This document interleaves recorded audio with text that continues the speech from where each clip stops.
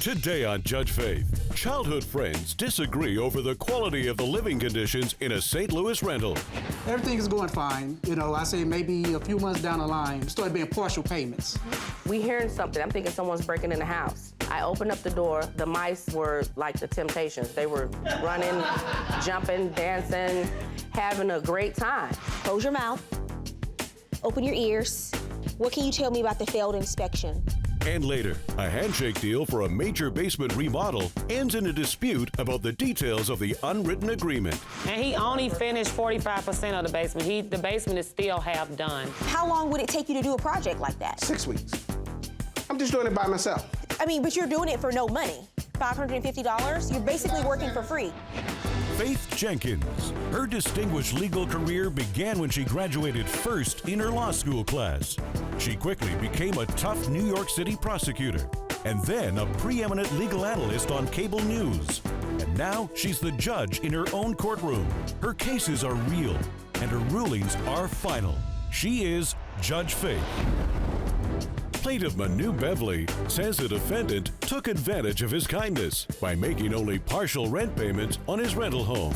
He's suing for unpaid rent and the cost of a pit bull. He's accompanied in court today by his fiancée, Rosita Mitchell.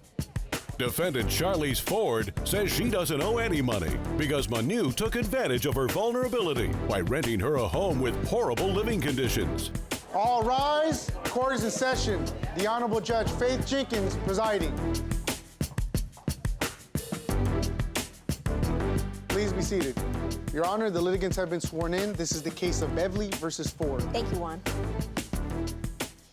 Manu Beverly, Yes. you are suing the defendant Charlize Ford Yes. for $3,000 for the amount of unpaid rent you say she owes you and the cost of a pit bull. That's correct. And you have a witness with you today, your fiancée, Rosita Mitchell. Yes, ma'am. Okay, and I understand, Mr. Beverly, that you have a eye condition and that's why you're wearing tinted sunglasses in court today? Yes. Okay, so why don't we start from the beginning and you tell me how you met the defendant and when she started leasing from you. We childhood friends, so I've been knowing her for nearly 30 years now. Yeah. We're pretty good with each other. There's no bad blood between us. From St. Louis? Yes, from St. Louis, Missouri, yes. Back in February, she had a little situation that had happened. What do you mean by little situation? Her dog was shot, I believe. I'm not too sure what the whole situation. My dog was shot. I was in labor at the time. Your dog was shot? Yes. By who? Yes, she was in just by one of the people who lived in our complex. She was in the hospital At the giving time, birth. I was in the hospital. So I was giving birth at the time. So I wasn't home at all. But What kind of dog was it? a pit bull. Okay. Right, it was a puppy. So Someone shot and killed a puppy? and shot the dog from behind. They called and told me since that happened on the premises, I had to leave the premises in 10 days. And they asked you to move because of that? They asked us to move because of guns. Had there been any other complaints? No, this was just because it was a pit bull, because he said it tried to attack him. Those were the rules for this complex. Okay. He was really nice and let me move into his property. So in February 2015, she then moves into your property. I just felt, really upset about her whole situation. And I was pregnant at the time, so I felt, real close to. And you wanted to help her out? Yeah, I just really wanted Because she didn't to really be have there. a place to go at the time, And right? they did, yeah. Okay, and so it was- February 2015, take me to that month. What happens? February 2015, so everything is going fine. I say maybe a few months down the line, started being partial payments. So, I didn't think nothing of it. I said, it's a lifetime friend, and she was in the situation she was in, so I didn't make a big deal out of it, so it didn't She was matter. just coming off maternity leave, too. So. So it didn't matter. So I just accepted the payments that she was given, okay, well, just when you get the rest, pay me the rest. So, this went on for quite a bit. Did she fall behind? Yes, she fell behind. Okay. Around November, that's when it got really bad. That's when there was almost no payment at all. Did you ever evict her or ask her to leave? No, I never asked. Like I said, she's a friend. She's a family. But you're suing her now in court. Yes, because of the lease. She says that she's going to pay. So I'm giving her an opportunity to pay. Are you contesting that you owe $2,800? Yes. Okay, what reason? It started raining a lot. Okay. This is when I found out all the bad things about the house. Okay. It flooded all the way up to the doorknobs. In the basement? Yes. Okay, that's a lot of water. Yes, it is. I have pictures. I have photos. Let me see. That, do you see the top right up under the doorknob? That water got up to there. Okay, that's at the bottom. That's still stained, and that's still there right now. He never did complete it, finish it, or anything. And the process of that, he left a hole. He pulled off something where it was a hole. What is this? That's a dead mouse. Those are rats.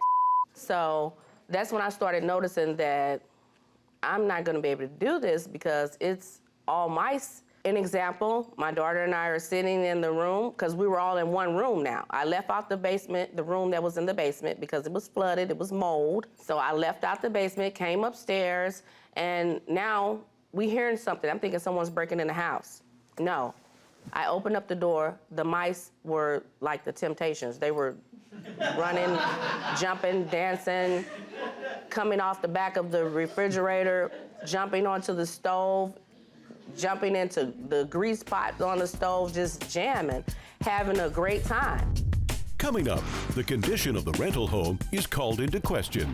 And I went over there, put down chemicals to kill the mold, any mold. There was no mold at that time. You I did have that pictures yourself, of or you mold. hired someone Yes, else no, to do it? I did that myself. And are you qualified to do that? And later, a verbal agreement to remodel a friend's basement ends in a dispute about the details of the project. He was to remodel and add on a room. That was never done. Did you finish the work? 95% of the basement was done.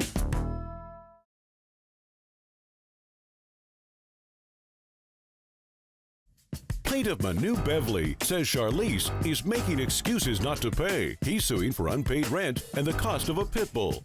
Defendant Charlize Ford says she owes nothing because Manu was aware of the problems and never fixed them. Did she report this to you, and did you try to correct these problems? Yes, she let me know the basement was flooding. And I went over there,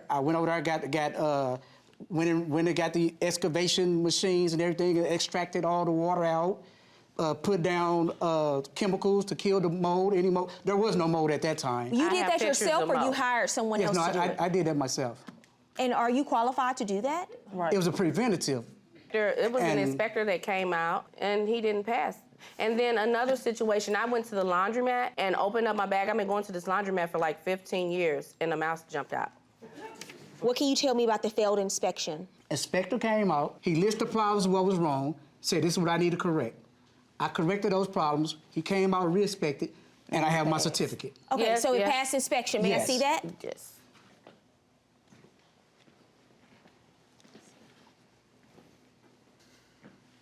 So this is in November of 2015. That they came back to re-inspect. Well, this is when you have the certification that it passes Yes. inspection, November of 2015. Okay, so thank you, Juan. You can hand that back to him. Can you tell me about the last issue in the case you're suing for $200 for a pit bull? Can you tell me about that? I had a female pit bull that just recently had puppies in April. Mm-hmm. She saw the pup, asked can she get one. I said, okay, don't worry about it, just pay me, because $200 for a pit bull? For a pit bull, yes. And you have that dog now?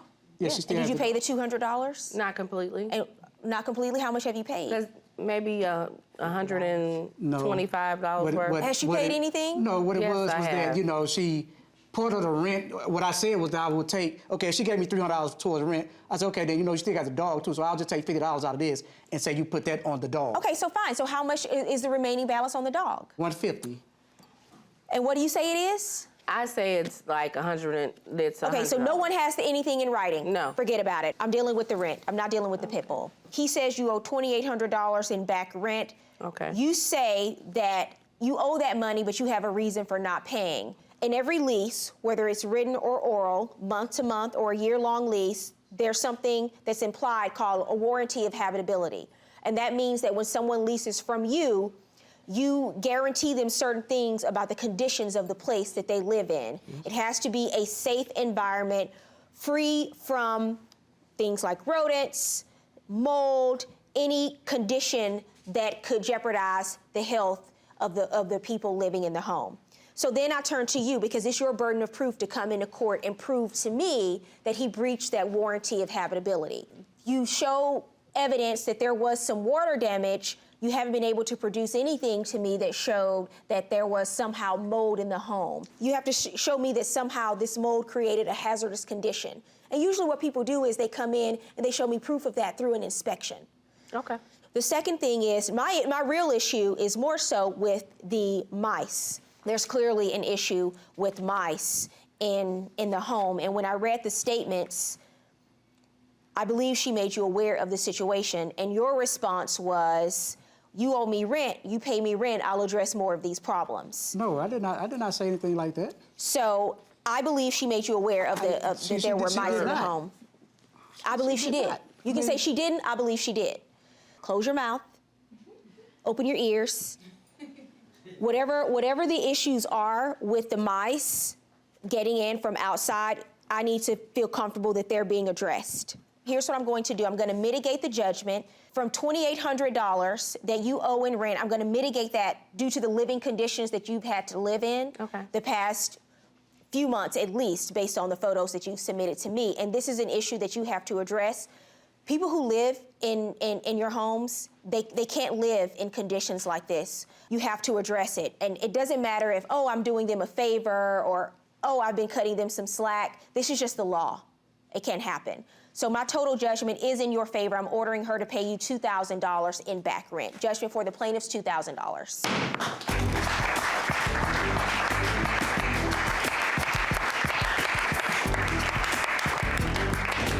Well, yeah, I mean, like I said, we grew up childhood friends. So, I mean, you know, I'm not going to let something like this come between us. I was just happy I was there to help her out in a time of need. So, you know. I don't want to have a problem with him, but I don't think we're going to be friends. Plaintiff Darren Holbrook says the defendant is refusing to let him finish her basement remodel and won't pay for the work he's already completed. He's suing for payment for remodeling work. Defendant Aranetta Gray says she doesn't owe any money because Darren added extra costs to the remodel and hasn't returned to finish the job. She's countersuing for ruined supplies.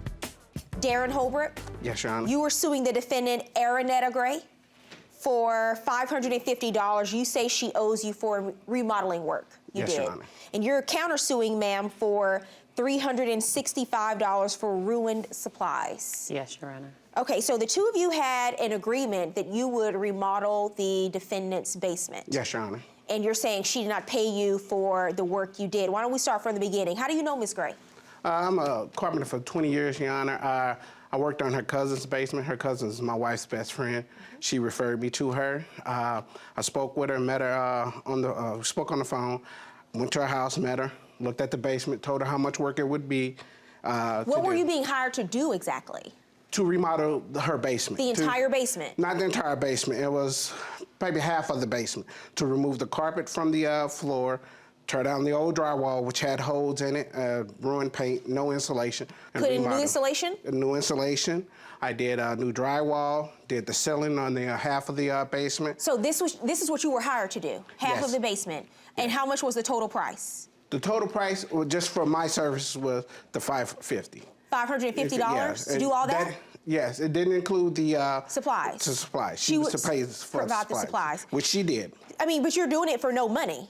$550. Yes, I mean, because I understand her situation. Not everyone can afford $2,000, and this is not my bread and butter. This is just what I do on the side. So he agreed to remodel just a portion of the basement. Yes. None of this is in writing, I'm assuming. No, There's it's no not. written contract? No. So what was going on with the basement? Why were you getting it remodeled? The basement needed to be remodeled. I had been in the house quite some time, and he was to remodel and add on a room. That was never done, and it wasn't $550, it was actually $600. After he tore down the drywall, that I had to get my own supply or whatever. And You say he told you that afterwards? Well, you didn't think $600 would include supplies, did you? yes, I did. From what I was told, it was once, because he let me know that I just had to do the floor and towels and things like that. But once I was coming out of pocket for the drywall, I So agreed you to never it. got any other estimates, obviously? No. Because you have no idea the amount of work that's being done for $600, even if it's $600, for $600 in labor. Right. You started this work in February of 2014. Yes, ma'am. Did you finish the work? No, because she stopped the work because she said she had a birthday to throw for her How daughter. much of the work do you say you completed? Oh, by that time, I was in the process of getting ready to paint the basement. So 85%, 90%? 95% of the basement was done.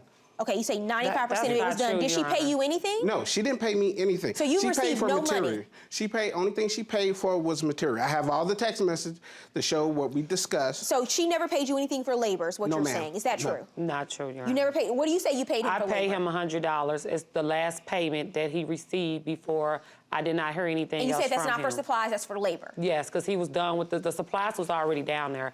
And the paint that he actually had me to buy was a waste of another $100 because he never used it. He never came back and painted because he told me that paint will not go on that drywall. So you're saying the reason he didn't finish it is because he didn't finish it himself? You Yes, didn't he stop him. actually was just taking breaks and coming when he felt like it and work a 2 or 3 hour shift or whatever. So my daughter said he would sit in a ride and eat before he actually start. Then he'll leave and say he's coming back.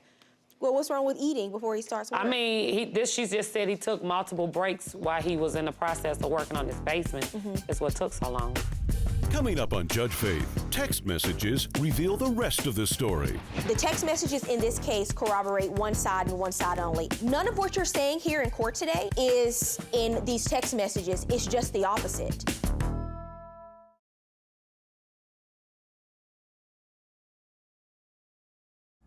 Plaintiff Darren Holbrook says Araneta made it difficult to complete the basement remodel. He's suing for payment for remodeling work.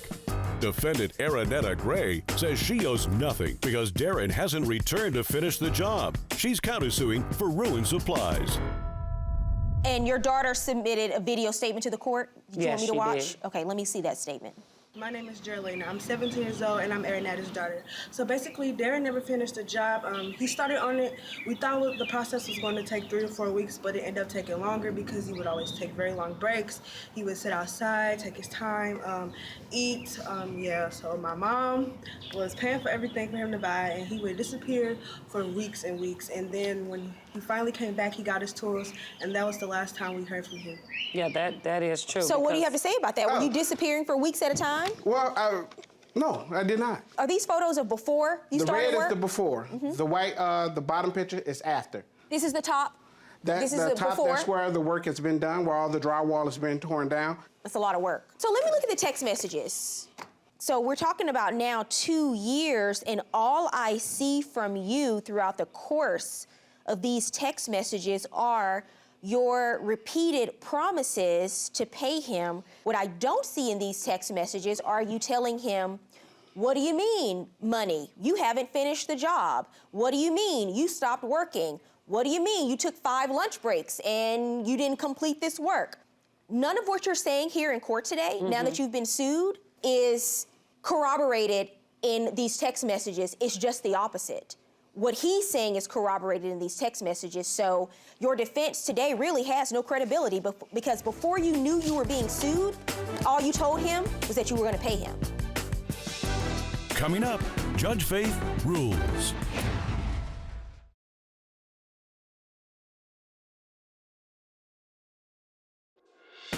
And now, Judge Faith rules. Your counterclaim for supplies you say that were ruined, that's dismissed. The text messages in this case corroborate one side and one side only, and that is the plaintiff. I always want to look at evidence prior to when individuals know that they are being sued, prior to when they know they're going to come into court. The evidence of the conversation that they have prior to litigation is overwhelming proof of what's actually going on in a case. For 2 years, you haven't paid Mr. Holbrook for his work. I'm going to add 10% interest for a total of $605. Your counterclaim is dismissed. Judgment for the plaintiff, $605.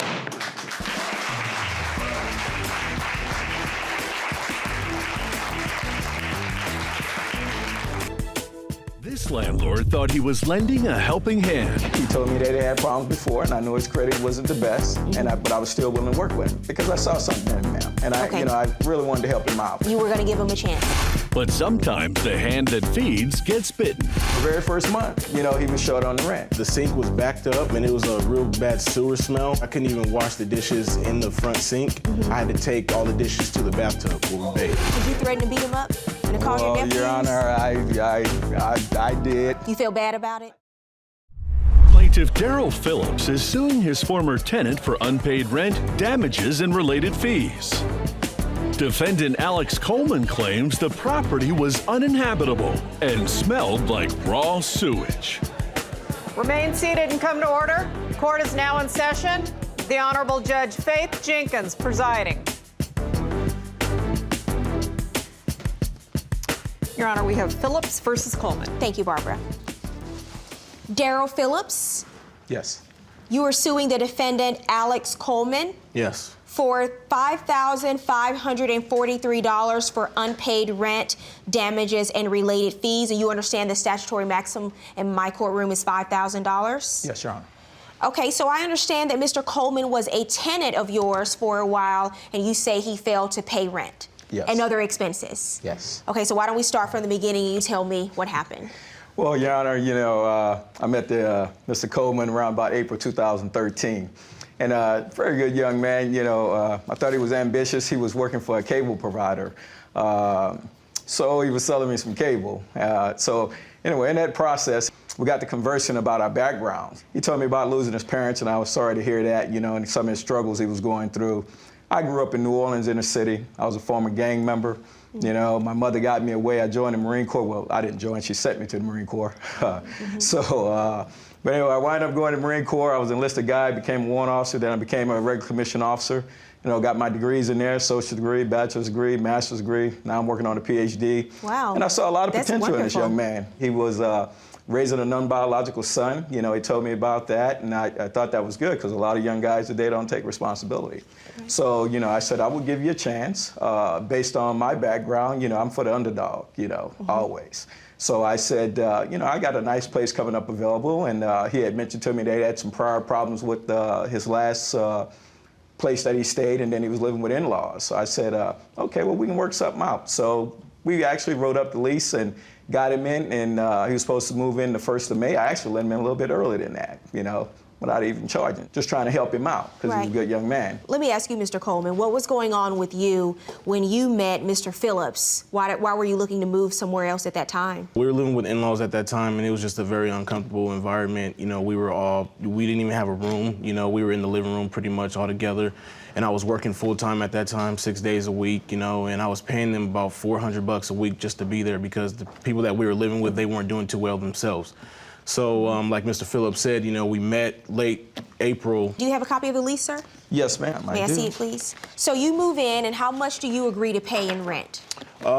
We agreed to pay $750 in rent every month. And did you also pay a security deposit? No, we did not pay a deposit. And like he said, he let us move in without giving him the deposit because he kind of knew the situation in the short time that, we known each other. So he moves in, your two-bedroom, two-bathroom condo, and is this a place that you've owned for a while and you rent out? Owned it for a while, rent it out. Usually, my tenants I'm very selective about. In 20-something years of doing real estate, ma'am, I only had 2 evictions, So you didn't have him provide references or a credit check or any of the things you normally do when you have people move in? Ma'am, he was honest with me. He told me that he had problems before, and I knew his credit wasn't the best, but I was still willing to work with him because I saw something in him, ma'am. And I really wanted to help him out. You were going to give him a chance? And I was going to give him a chance. Okay. Not everybody give everybody a second chance, but I wanted to do that.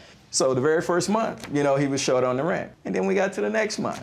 They were short again. Did you say you were paying $400 a week at your in-laws or $400 a month? No, at that time I was paying $400 a week. So you go from paying $1,600 a month to not being able to pay a security deposit and only paying $200-300 a month towards rent with Mr. Phillips. I know how that sounds. It sounds real silly, and in a sense it is. Well, because it doesn't make a lot of sense, and usually when it doesn't make a lot of sense, it's because it's probably not the truth. Okay, well maybe it wasn't exactly $400. It was around that area that we were paying. And I told Mr. Phillips what we were paying while we were staying there, but when we moved in, before we got to the next month, there was actually some problems with the plumbing. And as so at that time I was still paying him, and he said, "Hey, I'm going to get somebody in there." What was the issue? Well, the sink was backed up, and it was a real bad sewer smell. It came to a point where I couldn't even wash the dishes in the front sink. I had to take all the dishes to the bathtub where we bathe. Coming up, Judge Faith hears some shocking facts. Did you threaten to beat him up and to call your nephews? Your Honor, I did. I thought he was gonna hit me. I was getting ready to almost defend myself. But I didn't know what he was capable of. Everybody in the house was like, what's going on? They could see something happen, obviously bad. And I say, Mr. Phillips, he's acting real crazy. He got in my face. And so he starts threatening my whole family. Plaintiff Daryl Phillips is suing his former tenant for unpaid rent, damages, and related fees. Defendant Alex Coleman says he didn't pay rent because there were serious issues with the plumbing. The sink was backed up, and it was a real bad sewer smell. It came to a point where I couldn't even wash the dishes in the front sink. I had to take all the dishes to the bathtub where we bathed. Okay. So I told him about that problem about a month and a half to 2 months in. How long did you live in this condo? 7 months or so. So you're Not saying that the long. entire 7 months that you were in Except there? for the first month. Towards the end of the first month, the beginning of the second month, that's when we started having trouble with the plumbing. Okay, so 5.5 months, you had problems with the plumbing and had to wash the dishes in the bathtub, things like that. Exactly, for 5.5 months, right. And did someone ever go into the condo? Absolutely, Your Honor. He got in there in May, and when he said somewhere in June that there was a problem, that was taken care of immediately. I mean, my guy got there to meet him when I was in New Orleans. I think I came back about mid-June, and I think this is when everything really started going toward the eviction thing. And because he'd lived there for 2 months at that point and hadn't paid rent. When you say he paid some rent, how much was he paying? He paid the first time $125, then $325, and then after that he never made another payment. I did not make a payment on the security deposit like I had stated. The very first month, the rent was $750. I paid him. I went to his house. I paid him $600. And I was Mr. Phillips. I was short. There was problems with my bank. Well, hold on a second. You said that you were having some hard times financially. Yeah. And what else is going on with you? I have a medical condition. It's called sickle cell anemia. And at that time I was working, it was really hot outside. A part of what my condition is, with cold water or heat, it was really hot outside, it tends to make my disease act up. So when we moved in, I wasn't working the 6 days anymore. Mr. Phillips knew somewhat of that because I was keeping in contact with him and letting him know what was going on for the most part. I showed him medical paperwork and stuff like that. He knew I had a medical condition. And did he have a discussion with you about that? Yes, he did, Your Honor, he did. And, so that's why I kind of backed off on him a little bit. So I guess he started getting a little better, and then they promised me, they said, oh, Ms. Phillips, we got something worked out. We're going to make this schedule, and we're going to make it work. I said, okay, well, then we'll see. I said, well, when I come back, I got to go out of town on business again. I come back, hopefully, you'll have everything. So you went out of town in the month of August. What happened when you got back? So I returned, went to the apartment. His fiance was there. And I spoke to her, and she said, well, call Alex. She said, I have my half. I'm just waiting on him. And then when I spoke to him, he was saying, well, no, Lexi doesn't have her half. And then after that point, I said, well, you know what? I tried to help you out, and I'm going to have to wind up putting you guys out. So what happened when you saw him in person? You said you had to chase him down one day. Did you physically chase him? Oh, yes, I did, Your Honor, I did. I caught myself, but I got a little angry because he... More than a little angry. It was more than... you should tell it exactly how it happened. I said, hey, you told me you had this money. I want the money right now. And so he said something that irritated me. And, Your Honor, I would like to tell exactly how it happened. I was riding my bike to the store, okay? Mr. Phillips pulls up in his vehicle. He gets out. He said, hey, where's my money? I said, hey, what's going on with the plumbing and the hot water? And he says, well, you guys need to get out. He just bypassed what I said. He said, I want my keys. You guys need to get out. Pointing in my face. And I thought he was going to hit me. I was getting ready to almost defend myself. So at that point, he said, you know what? If you're not going to give me my keys, I think I have another set. You know what? Matter of fact, I'm just going to go run. I'm going to go get it myself. So that's when he hopped in his car. And my family was in the house, my brother-in-law, my fiance, and my stepson at that time. So I get on the bike, I go back home. Like he said, I ran in the house trying to protect him because I didn't know, he's showing his true colors at that point, so I didn't know what he was capable of, him being in the military and stuff. So I go in the house, lock the door. Everybody in the house is like, what's going on? They could see something happen, obviously bad. And I say, Mr. Phillips, he's acting real crazy. He got in my face. He said he's going to do this and that. And so he comes up to the door. And so he starts threatening my whole family. He's like, you guys don't get out. He was like, I don't care if I might have to call my nephews. We'll run up in your house. If we have to sit around the block and wait till you guys pull up to beat you up or do whatever, I will do that. And my fiance's like, do you not know my 7-year-old son is right here? And guess what he says? Well, you shouldn't involve him in adult affairs. Did you threaten to beat him up and to call your nephews? Your Honor, I did. I was upset, Your Honor. I had to calm myself down. He was calling us deadbeat tenants and, being a deadbeat, owner or whatever you want to call it. Like, that's not how you conduct business, He's saying he has PhD, this and that, that's good and everything, but yet you stoop to, somebody else's level and act like you're from the streets and threaten the family, because of money, which is understandable, but that's not how you conduct business, and that's exactly what he did. And he knew he was wrong because after that day, we did not hear from him for 3 weeks because he knew he was wrong. You feel bad about it? I did feel bad about it, Your Because Honor. you sort of resorted to that thug life for a second? Absolutely, absolutely. And you know what, Your Honor, the bad thing about it is I could have did something that could have got myself in, quite a bit of trouble. But I caught myself. I did calm down and I just said, I'm gonna leave it alone.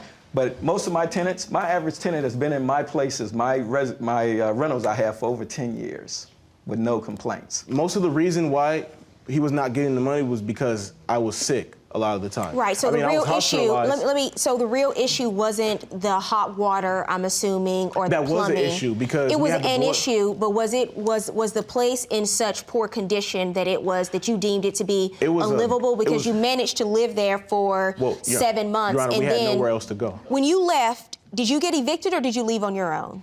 No, we were evicted. Where are you living now? Right now I have my own place. How much are you paying in rent? $750. Are you paying rent every month? Yes, I am. You working at the same location? No, different. I have a different job now. You on a salary or hourly? Hourly plus commission. Okay. And you're doing a lot better than I was doing. And I take it that your health is better? A lot better. A lot better. That's good to hear. I have some concerns about what he's telling me about the plumbing and the hot water. What was the issue with it? Your Honor, all it was the pilot light went off on the hot water heater. That was that. The problem. Do you have any proof of anything you're saying about the plumbing or the hot water? I don't have any proof, but he knows about it. And that was just a pilot light. And the drain issue was resolved when my guys went over there and unclogged it. But they trashed the place, Your Honor. That passive-aggressive behavior. That's not necessary. Coming up on Judge Faith. It's one thing if you don't have the money and you're down on your luck or you're sick and you're not feeling well, but it's another thing for you to disrespect and not take care of someone else's property. Plaintiff Daryl Phillips states that not only was he not paid, but that his property was also damaged. Defendant Alex Coleman claims he didn't pay rent because raw sewage backed up the sink, forcing him to wash dishes in the bathtub. They trashed the place, Your Honor. That passive-aggressive behavior. That's not necessary. Your Honor, I submitted some pictures to the court, and if you would look at those pictures, well, let me see the photos. Appalled.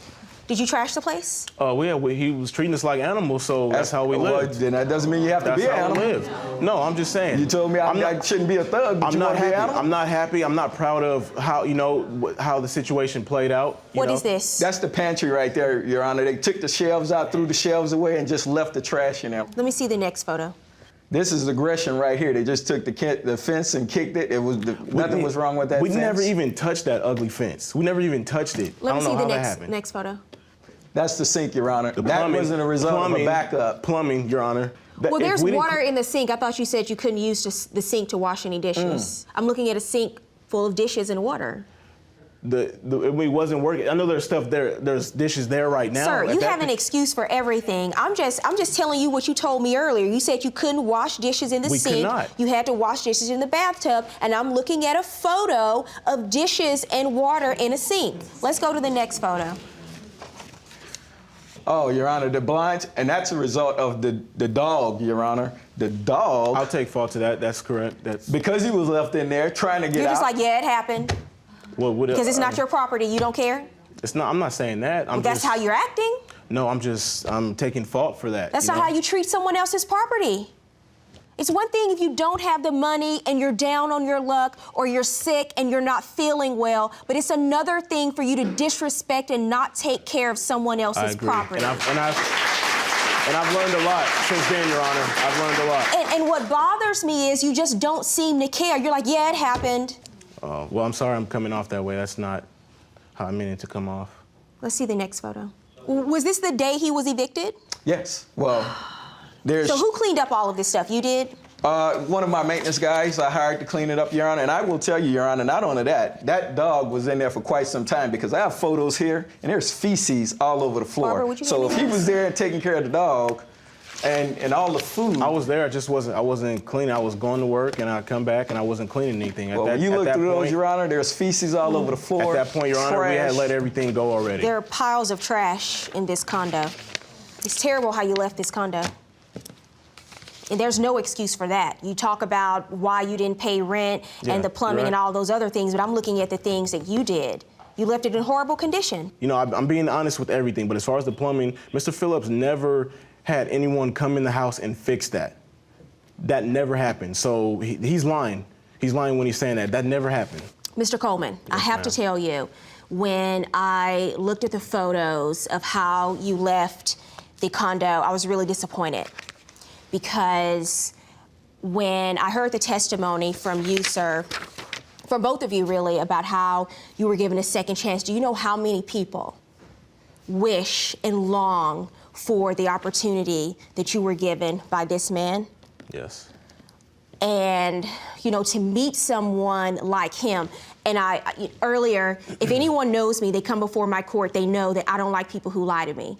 And you could have easily come in and lied to say, I didn't lose my temper, I didn't say all of those things. And when I asked you about it, you were honest and you said, I know I have a bad temper and I lose it sometimes, and I did, and I felt bad about it. You know what? No one's perfect. And so I appreciate your honesty, and I appreciate you coming into court and telling me about that. I actually think that what you tried to do was a good thing for this young man. What really, really bothers me is it's one thing if you can't afford to pay the rent because you're sick or because you're not working, but it's another thing for you just not to care and treat someone else's property like garbage. And I think that really tells me a lot about you and what you did in this situation. And it's really disappointing because I think you have a lot to learn. You're 26 years old, you're out on your own, you say you have all of these responsibilities with a fiance and a stepson that you're trying to take care of. I hope that in the future you can be a better leader. Oh, I've learned a lot since that day. So I have learned a lot, and I take full responsibility for my actions. Well, good for you. Do you have anything you want to say to Mr. Phillips? Because I know after the two of you leave here today, you probably won't be in contact. Well, you know, thanks again for, you know, the opportunity that you did give me, and I apologize for how things turned out, sincerely. I believe you. And now, Judge Faith rules. So here's what I'm going to do, sir. In looking at the estimates that you provided me and the receipts you provided to the court for damages, $1,448 in damages, I'm going to order you to pay that based on the photos and the estimates you provided to the court. In addition, I'm going to order you to pay 4 months of back rent at a rate of $725. He doesn't have a lot of money. 4 months is what I'm going to order him to pay in back rent. So my total judgment in this case, I'm ordering you to pay him $2,900 in back rent, in addition to $1,448.50 in damages, for a total judgment of $4,348.50 verdict for the plaintiff. Good luck to both of you. This landlord seeks damages after these tenants left his apartment a mess. I spent $1,300 to get that place ready just for you to throw me out on my ear. I'm shocked and appalled. I emailed him immediately. We have the email here that asked for the papers from the walkthrough, and we were denied. We were told that we would only be sent an invoice. I want you to address me and not Mr. Fanicola. You understand? Can you do that? Speaking out in court can have its repercussions. Stop it. Here's the check, though. I paid the rent one night. You have this lawyer thing going on in your head. I do consulting for public works. I'm being railroaded. You know what? Let me tell you, you better turn it down. Okay. You better turn it down right now. This is not law and order. Listen, you may play a lawyer in your life, but I'm a judge. Plaintiff Drew Fantacola says he rented his apartment to the defendants for 3 years, only to find it flooded and needing repairs when they decided to move out. He says it was in horrible, disgusting condition and is suing for damages to his property. Defendants Stanley and Aaron Clark say they were great tenants and that the plaintiff asked them to move after they had an altercation with a neighbor. They claim the plaintiff is responsible for the damages because he neglected necessary repairs. They are countersuing for defamation of character.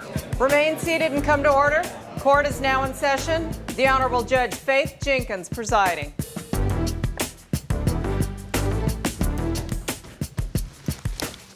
Your Honor, we have Fantacola versus Clark. Thank you, Barbara.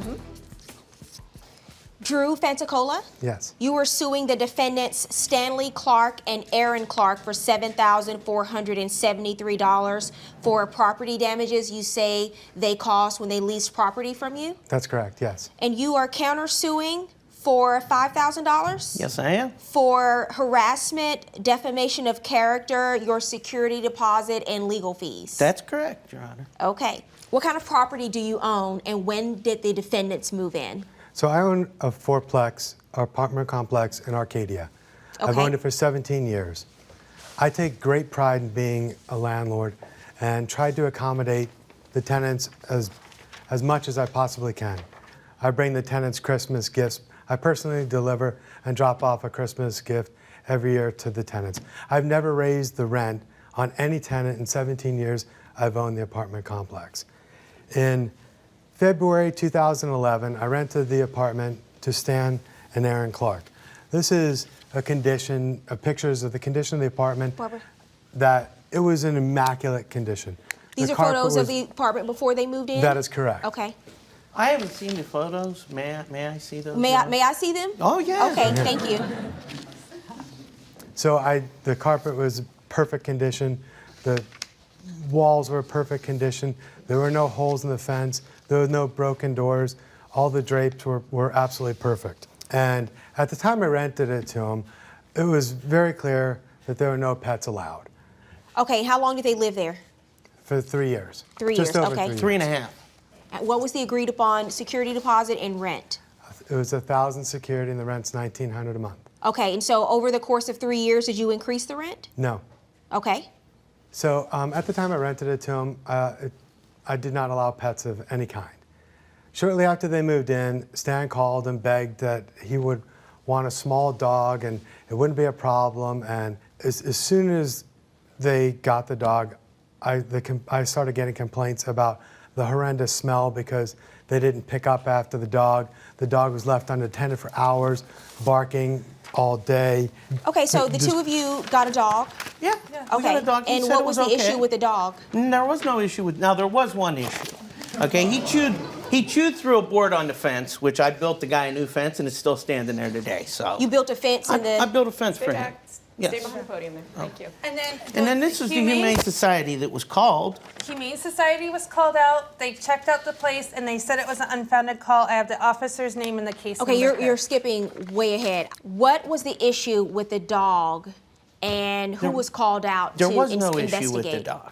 I was at work. I got a call from my son who was home that there was an animal control officer at the door and that they needed to check the backyard. So I told my son to go ahead and let the animal control officer in. Do you know who called? I don't know. No, we don't Do you know for who certain. called? I have no idea. In fact, I didn't even know I the Humane Society had been to the apartments till right now. What happened to the door? That's the door That's to from where? the water heater leak. Okay. Where's that door? Where does that door lead to? A water heater. Okay, what happened? In 2011, the water heater exploded. I have emails where he was notified in a timely manner. Right, I saw in fact, your I have emails. all the email correspondence where I notified him on everything in a timely manner. Okay, they came. It was a big ordeal. I mean, we had just moved in. I mean, there's water everywhere. The place is flooded out. The hot water tank blew into the kitchen and everything. Now, he did his job.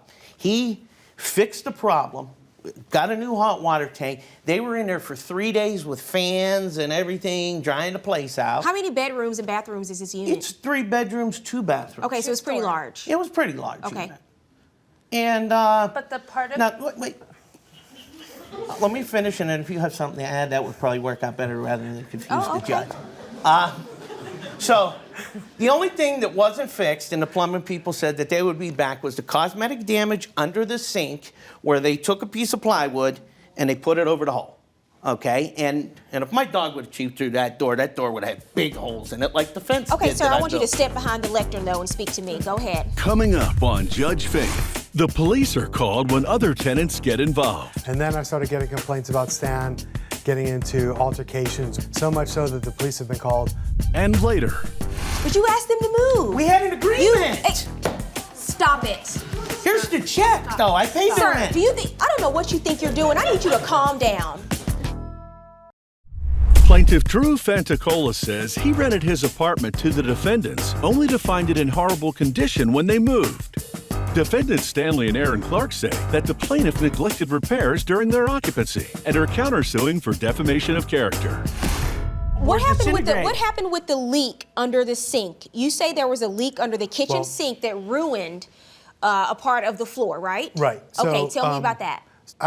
The problems with the dog obviously continued, and then I started getting complaints about Stan getting into altercations with the other tenants. So much so that the police have been called several times. I called Stan and said, hey, Stan, you know, I'm not evicting you, but I think it just sounds like a good idea if you found another place to rent at your convenience. And what, you had already warned him Correct. about the issues? What was going on? They were bad. I would say they were bad tenants. It was an abuse of city services. The police were there once. The dog catcher was there once. Well, what was the issue with the other tenants? Yeah, they were videotaping all the tenants inside their residency. There were videotapes pointed at all the carports. Now the police. So you got upset because they were taking photos. Well, they're and taking photos of me, and I don't know why. He's chasing my wife. And you confronted them about it? And I flipped them off, and the cops came about 4 hours later. They asked me to refrain. When you say flip off, I know what that means. I don't need you to demonstrate it anymore. Okay? Well, they asked. They asked me. They said, although that is not illegal, please refrain from doing that. We frown upon that, Mr. Clerk. So I said, okay, and then I just started going from the car. Okay, I saw that you emailed him and gave him a warning That because is of correct. the issues with the They neighbors. kept escalating, and the police were called, and just like I said, it seemed like a good time for him to find another place. I wasn't at his convenience. I wasn't evicting him, but Okay, so he finds a place and he's moving out, and you go in, and is there a walkthrough? That is correct. So there's Were a you walkthrough. there for the walkthrough? Yeah, we were both there for the walkthrough, and I asked for a third party because he just kept squeezing me and kicking me on the way out the door for money. There was another issue, and I called and let him know about it. He called me the B word, and so my husband and him, you know, it wasn't going well with, you know, exchanging of words, so we asked that a third party come. He sent his contractor to the walkthrough. I emailed him immediately. We have the email here that asked for the papers from the walkthrough, and we were denied. We were told that we would only be sent an invoice. Okay, and so when did you send There's also them? some banner going on here about the walkthrough, which I have as evidence. I've seen the emails. At some point, you do send them a breakdown of what you call damages. That's correct. To the but unit. I wanted to show the video of the walkthrough. Okay. So it just clearly illustrates the appalling condition that they left this apartment. It was just disgusting. The apartment smelled from dog. The carpet was soaking wet. Let's show the video, disgusting- and I want you, and only you, to describe for me what I'm looking at in the video. So this is the kitchen sink, and this water leaking from the sink could have been easily fixed with just a repaired faucet. That water was running out of the sink Running like out that? of the sink like that, down destroying the kitchen cabinet like that. It dry rotted it. Was that hole there? It wasn't there when I rented it. This is watch it splash.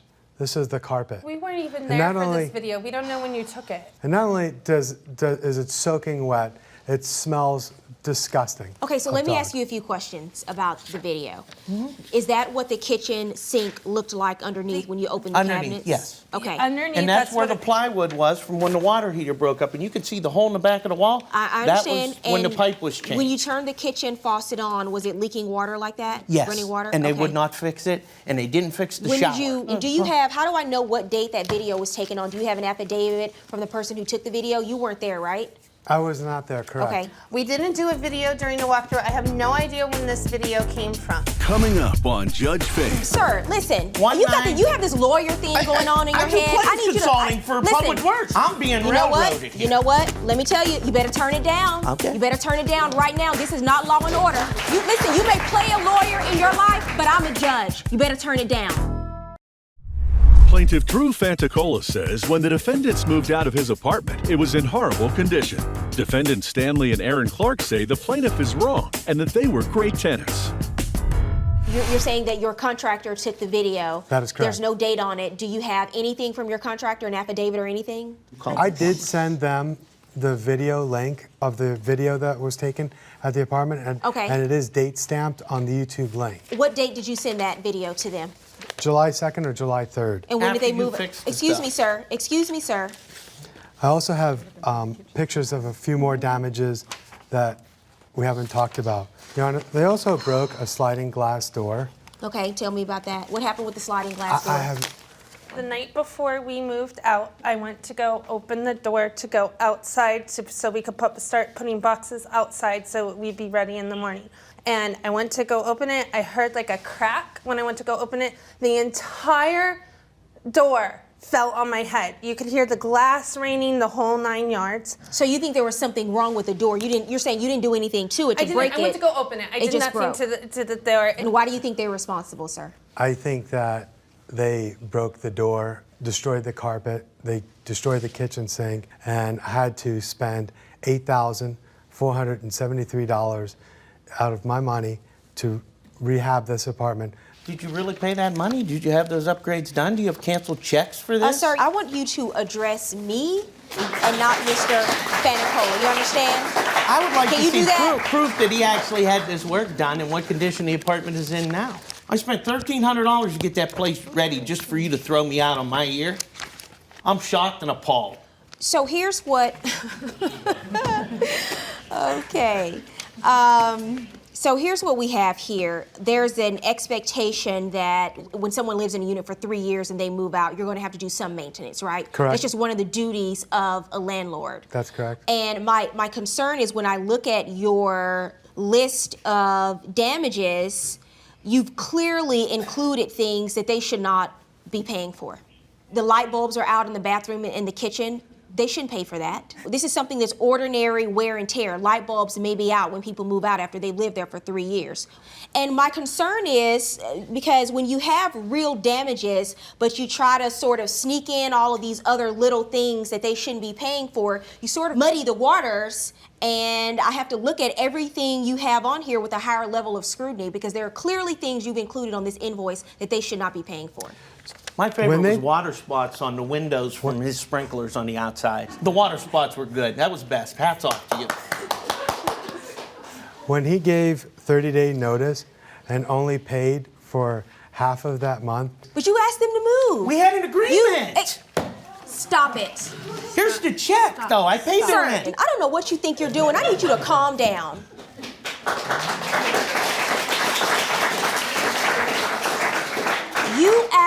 You're complaining that they didn't give you sufficient notice, but you asked them to move. Because you wanted the keys back.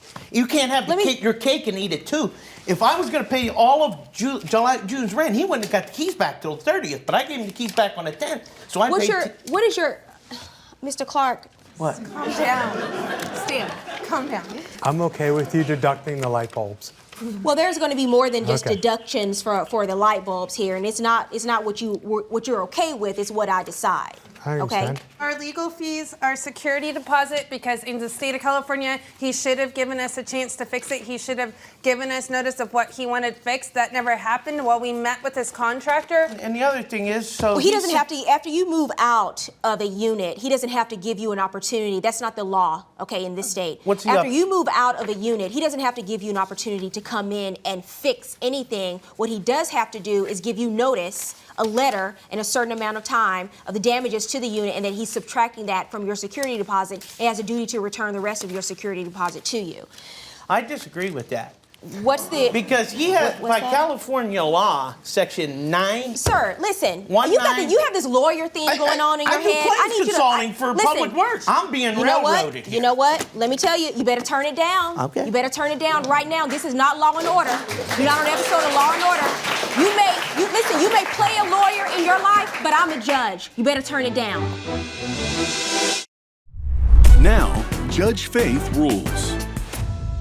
Okay, Mr. Fanicola, you made my job more difficult than it should have been with this case today because of the way you measured damages in the unit after they vacated the unit. And you provided me with a list of more than 30 items you say were damaged or that they should have to pay for. And I went through this list and, I made the comment, use the light bulbs as an example earlier, and I heard and detected your sarcasm when I used that as an example, but it is only an example of a number of things on this list you're charging them for that they shouldn't be charged for. You charge charge them for cleaning the water deposits off of the windows. They've lived there for 3 years. You don't think you're gonna have to clean the windows after they leave? You basically went through and every minor thing you could possibly charge them for, you did. And after a person lives in a place for 3 years and you're preparing it for a new tenant to come in, you're going to have to do some maintenance. You're going to have to do some upkeep. There are things that you have to pay for out of pocket. That's what landlords do. That's why a lot of people don't want to be landlords. Because when people move out and other people move in, you have to go in and assess what's beyond normal wear and tear, and they should be responsible for, and then the things that you have to pay for by virtue of doing your job and keeping up an apartment by virtue of you being a landlord.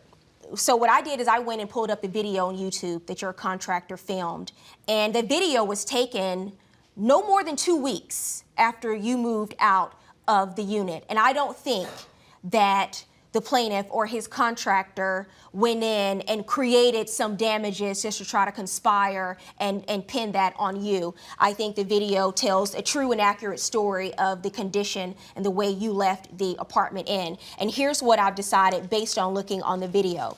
And the carpet, for whatever reason, 2 weeks after you moved out, was completely soaked and ruined. So I'm going to order you to pay for the carpet to be replaced. I think it has to be replaced based on what I saw in the video. In addition, the damages to the kitchen as a result of the leak in the kitchen, based on what you have submitted, sir, I'm ordering them to pay you to replace the faucet and to rebuild the kitchen cabinet, which was completely ruined because of the water. And I came up with a figure of $2,600 in damages, $1,000 for labor. You already have their security deposit, which was $1,000. So I'm ordering them to pay you $2,600. You're not getting your security deposit back. You have a counterclaim for harassment and defamation of character. That is dismissed. You haven't proven any harassment or defamation of character. My judgment is for the plaintiff in this case. I'm ordering you to pay him $2,600 in damages. Order for the plaintiff. Thank you, Your Honor. She rented a house to her ex-lover, and then his kids trashed it, leaving her with a big bill. This is the reason why you don't do business and friends. I informed Shanika that they moved in. Nobody is to move in without my consent. I moved her in anyway with the kids, because So you're just like, forget the contract. And later, they were best friends until they came to blows in the front yard over a woman. I ended up with a big black eye. I got this scar right here in my nose. I have scratches on my face and on my arms. Right here, that's where he bit me. Those photos, Your Honor, are enhanced. I see a lot of blood on these photos. I don't think he added blood to the photos. Plaintiff Shanika Frazier says her ex-lover rented a house from her, then broke the lease 5 months early, leaving her home in shambles. She's suing for unpaid rent and property damage. Defendant Marcus Prim says Shanika got jealous and raised the rent when he moved his new girlfriend into the home, forcing him to move early. He's countersuing for defamation of character. Remain seated and come to order. Court is now in session. The Honorable Judge Faith Jenkins presiding. Your Honor, this is Frazier versus Prim. Thank you, Barbara. Shanika Frazier? Yes, ma'am. You are suing the defendant, Marcus Prim, Yes. for $4,793 for unpaid rent and property damages? Yes, ma'am. And you are countersuing, sir, for $1,000? Yes. For defamation of character? Yes, ma'am. Okay, we'll start with you, ma'am. Tell me how you know the defendant. I know the defendant. I met him in the early 90s, maybe like 92, 93 sometime. We all grew up together. He was popular in school, popular with the ladies, popular just around the neighborhood. He just knew a lot of people. Popular. Your ladies friends, sir? Just popular. Mainly with the ladies. Reason? Mainly Okay. with the ladies, okay? Why were you so popular with the ladies? Swag, I guess. Okay, all right. If you have to say so yourself, right? Yeah. Okay. We used to kind of kick it, date on and off back in the days. So you kept in contact, and then eventually you learned that he needed a place to live. Exactly. And how did he come to rent out this? Was it a house? Yes. Okay, what kind of house was it? How many bedrooms and bathrooms? It's a two-bedroom house. Shoebox. Okay. And did the two of you sign a lease? Yeah. May I see it? Yes, ma'am. And so when did you move into her place? When did you start leasing? July 1st. Okay. And it was a 1-year lease? Yes, ma'am. And how much did you agree to pay in rent each month? $600.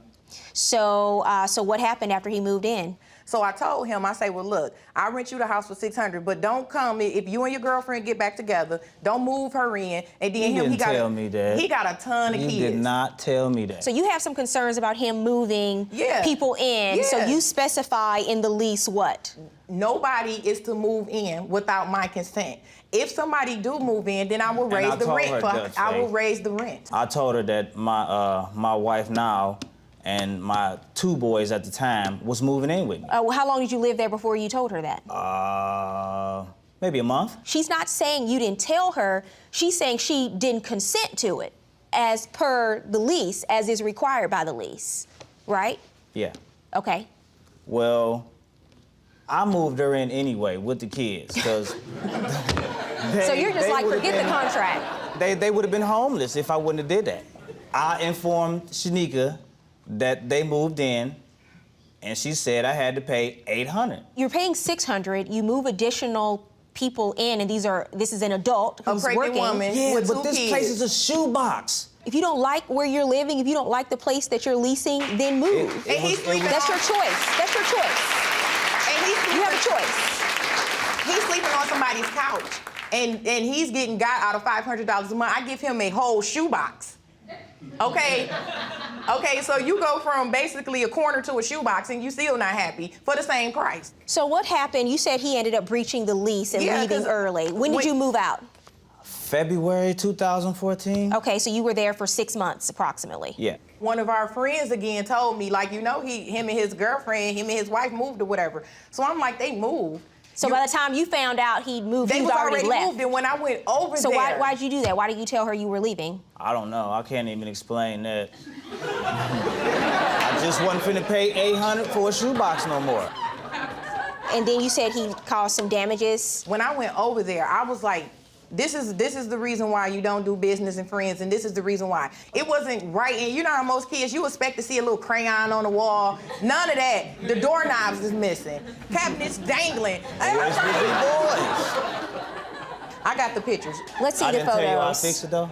Okay, so what is this? This is the bathroom. That's the bathroom door. You see it got a hole right on the bottom. I'm not finna do that. Doorknob. That's the doorknob to the bedroom. Did you cause this damage? My kids, not me. That's the vanity. What happened to the vanity, sir? That's just old. My kids wasn't even, I can't even explain that. I ain't never even seen that. No disrespect, because I love kids, but are they monkeys? Why do they keep swinging off of stuff? What is they doing? So let me ask you this. He breached the lease, and he moved out early, Yes, 6 months ma'am. early. Yes, ma'am. So you're suing him for the remainder that will be due on the lease? The 5 months, ma'am. Yes. 5 months, yes, okay. In the property damage. Let me ask you this, because when someone moves out early, you as the landlord have a duty to mitigate, and that means you have a duty to make an effort to find someone else to release the place in a reasonable amount of time. Did you find someone else to release it? No, because because I didn't never knew. I thought it would probably be his, you know, to find somebody to complete his lease. I didn't think that I would have to go and find somebody to complete his lease. Coming up, his kids turned her house into a playground. So who's going to be stuck with the bill? You can say kids will be kids and this is them playing around, but when you're living in someone else's home, you have a duty to take care of their property. And later, which one of these grumpy old men is going to pay for throwing the first punch? It didn't happen. He knows it didn't happen. There's one way to settle this, if we could both take a lie detector test, and we'll find out who's telling the truth. I am the lie detector test. Yes. That's my job. That's what I do, okay? Plaintiff Shanika Frazier says Marcus rented her house, caused extensive damage, and broke the lease 5 months early. She's suing for unpaid rent and property damage. Defendant Marcus Prim says he was forced to move when Shanika raised the rent on him without warning. He's countersuing for defamation of character.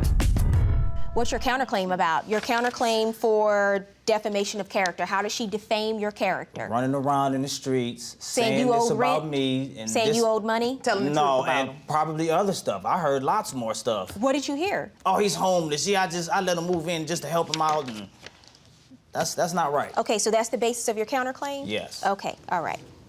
Here's the situation. If you have a contract, you said you read it, you said you understood it, you agreed to it, you signed it. Frankly, when you moved your girlfriend in, that was the breach of a lease right there. But she just went along with it. And all she asks is for you to pay an additional $200. I think that's reasonable for if you move in your girlfriend and 2 kids, I think it's reasonable for you to pay an additional $200 in rent. I don't think she was unreasonable in making that request. You do have a duty to mitigate, and that means you have a duty to try to find someone else to move in the place and start paying rent. But since you didn't do that, I am going to order the defendant to pay you 2 months rent. $1,200 in back rent.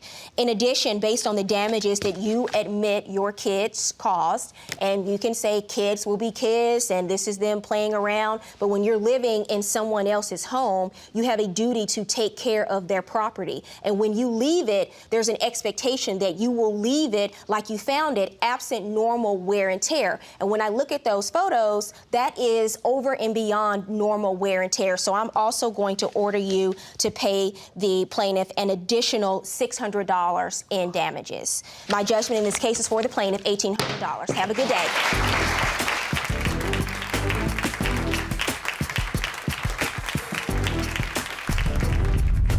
Plaintiff Alfred McGowan says his neighbor had an affair with his ex-wife and then physically attacked him in the front yard. He's suing for medical bills and pain and suffering.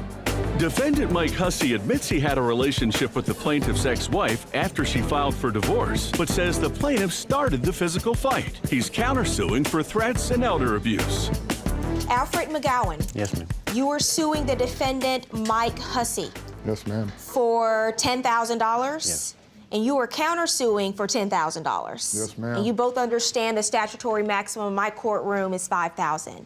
Yes. Yep. We will start with you, Mr. McGowan. Tell me what's going on here. Well, on July 12, 2014, my ex-wife left, and a week and a half, 2 weeks later, she moves in with Mr. Hussey, who was supposed to be my best friend. And I've known Mr. Hussey ever since he's been on the mountain. I've been there 11 years. You've known him ever since he's been where? On the mountain. On the mountain? We live in the mountains, yeah. Okay. We live in the mountains. Are you two neighbors? He lives two cabins from me, yes. He lives in a separate community. The only thing that separates us is a barbed wire fence. And so you were married for how long, sir? Approximately 25 years. How long do you think your wife had been having an affair, which is what you're saying essentially? How long do you think she had been having an affair with him? She told my stepmother that when she would go on her walk, she would go by Mr. Hussey's house, and he would be making passes at her. And this went on for over a year. Okay, tell me what's going on, Mr. Hussey. Well, after she left and filed divorce papers and had him served, then she called me, and then we started seeing each other. But before that, it didn't happen. He knows it didn't happen. No, I don't. I've got phone calls, and I've got these logs of him coming by and constantly harassing us. And let me hear the phone message. I hear you two are madly in love. I hear you go. We're outside. Had a loving hollering match the other morning. It's funny how they can get back to me here down here in the valley when I'm down here. Only been together for a week and already getting into it, man. Really good. Anyway, good luck and hope you two make it. I don't know what he's talking about. So you called, this was before the altercation, the physical altercation? That was. I mean, I can understand why you'd be upset, but, I mean, the phone call sounds like you're calling to try to stick it to him. I was just telling him good luck because I know how she is. Because you were really wishing him good luck? You really were wishing him well? I hope they make it. I mean, I do, because there's no way that I would ever take her back. I mean, once a cheat, always a cheat. But the fight started over the grandsons. I decided to take my dog for a walk, and I was walking in front of Mr. Hussey's house. I'm standing in the middle of the road. He's standing underneath his porch. He turns around. I wave at him, and he goes, "How come you took those boys to my brother's place?" And I said, "What? What do you mean? I didn't take nobody to your brother's place." And I said, "What boys?" He goes, "Your grandsons." I said, "I didn't take them to your brother's place." Do you think that perhaps he's pointing out this property because somehow they're going to come back and do something? Well, I don't know. You know, that's why I asked him. Your Honor, my why grandsons did you do that? thieves. I was going to explain to him, what I did. Went to the store and just made a comment. That's his brother's place right there, and that was all, that was said. And I thought, you know what? I don't have to explain nothing to him. And I told him, I said, you know what, Mike, I don't have to explain everything to you. Let me hear from you, Mr. Hussey. Tell me your version of this. You are standing on your porch? On my porch. Tell me what happens. He comes by and he says, how do you like me now? What is he referring to when he says that? I don't have no idea. It's just another part of harassment. He'd been by and walking by and driving by and yelling slurs. So anyway, he said, and then he says, you know, I don't have to explain anything to you. If you don't like it, come out here and do something about it. No, he did not. So I went out to the street and I said, Wayne, you have got to stop coming by here and harassing me and threatening me and intimidating me. And that's when he took this cup in his hand. He had it like this, and he swung it like this to try and crack it against my face so he could use it to cut me with. No. And he knocked me back like that, and I popped him one. And that's when he tackled me, and we ended up on the ground. I told him, I don't have to explain everything to you. And he said, you don't, huh? And I said, F no. And that's when he come walking out real fast. I'm sideways in the road, facing down the road. He's coming around this way, and he walks up to me real fast, and I really didn't think he was gonna start throwing punches. Well, as soon as he got to me, he started throwing punches, and he hit me like 3 or 4 times in the head before I could ever get turned around and start swinging back. Once I got turned around and started swinging back, then I grabbed him around the neck, and we went to the ground. Okay, he's laying across this way. I ended up across this way. Well, my arm's up here by his face. Well, he just latches onto my arm. He bites me. And he won't let go. So I latched onto his arm, I bit him, and he's still not letting go. So the next thing, I reached down and I grabbed him by the groins and I squeezed as hard as I could. And then I was able to get my hand up to his face. Then I was able to get my hand to his face and I started gouging his eye. And by that time, I was able to get my right leg up over the top of him to where I was sitting on him. And when I got sitting on him, he let go of my arm. After I got on top of him, he said, get the F off. I said, do you effing quit? And he said, get the F off. And then I said it slower and louder. I said, do you effing quit? He goes, yes, I effing quit. So I let him up. You're saying you had him pinned down at that moment? Yes, I did. Next on Judge Faith, a battle of the egos could cost one of these seniors some serious cash. He said, I'll quit if you'll quit. And I could have pulverized his face right then, but that's not what You guys are too old to be engaging in this kind of vicious, physical attacking of another human being. You understand? Plaintiff Alfred McGowan says his neighbor severely injured him during a physical altercation in the front yard. He's suing for medical bills and pain and suffering. Defendant Mike Hussey says Alfred is lying about who started the fight and had been threatening to attack him for weeks. He's countersuing for threats and elder abuse. How long did this incident last? It lasted a good 5 minutes. And I could have pulverized his face right then, but that's not what How did it end? Did someone call the police? He said, called the police. I'll quit if you'll quit. No, I did not. And then I said, so then I let go of his arm and let go, because I'm telling you, if you've got a mouthful of arm, you're not talking. And that's a fact. So you go into the house, what happens next? I went in the house, took a shower, and he went up there and took an ambulance ride. Let me see the photos. And there I have cuts on my head, and I end up with a big black eye. I got this scar right here on my nose, right here. That's where he bit me. That's the only way I could keep him off of me. Those photos, Your Honor, are enhanced. How do you know? The sheriff showed me the photos he took on his cell phone. Well, I see a lot of blood on these photos. I don't think he added blood to the photos. Do you have anything to substantiate your story as to how this happened? Other than my neighbor calling 911 to get the sheriff up there after the fight was over with, no, there was nobody else there. There's one way to settle this, if we could both take a lie detector test, and we'll find out who's telling the truth. Well, I am the lie detector test. Yes, That's my job. That's what I do, okay? Yeah. Here's what I think. When you come into court and you're the plaintiff in a case, you have the burden of proof. And this is not criminal court where it's proof beyond a reasonable doubt that he assaulted you. It's civil, so it's a preponderance of the evidence. What is more likely than not the truth? And when I have someone who's come in front of me, and listen, I get it, I understand why and how you would be upset with Mr. Hussey. That's clear. Any reasonable person listening to you today would understand that you would be upset. And now, Judge Faith rules. Here's what I don't have. I don't have anything that corroborates what you're saying. All I have is someone else who's come into court and is telling another version. So a part of the issue in this case is you don't have a witness as to who threw the first punch. You say he did it, he says you did it. If you come in and you were able to prove that he actually started it and prove that he threw the first punch, I would have no problem awarding you what you're asking for based on your injuries. But you just did not meet that burden of proof. You guys are too old. And I'm not just saying that because you're over 60 years old, but I'm talking about just life experiences and maturity to be engaging in this kind of vicious, physical attacking of another human being. You understand?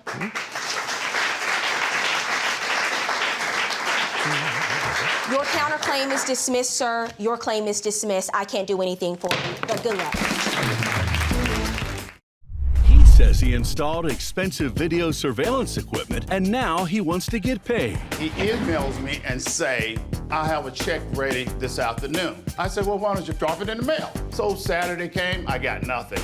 Monday came, I got nothing. Tuesday came, I'm like, no, this guy didn't put nothing in the mail. So is the check on its way? What I found out is that there was a discrepancy in the address. Or will one of these guys give Judge Faith a reason to demand an instant replay? The old, oh, I put the wrong address on the envelope. No one's really going to believe that. That's as good as my dog ate the homework. Plaintiff Irvin Evans says he installed telecom and surveillance systems in the defendant's startup company and has not been fully paid. He's suing for the unpaid balance. Defendant John Smith Jr. claims he doesn't owe the money because the plaintiff routinely disconnected his phone system, causing him to lose business. Remain seated and come to order. Court is now in session. The Honorable Judge Faith Jenkins presiding. Your Honor, we have Evans versus Smith. Thank you, Barbara.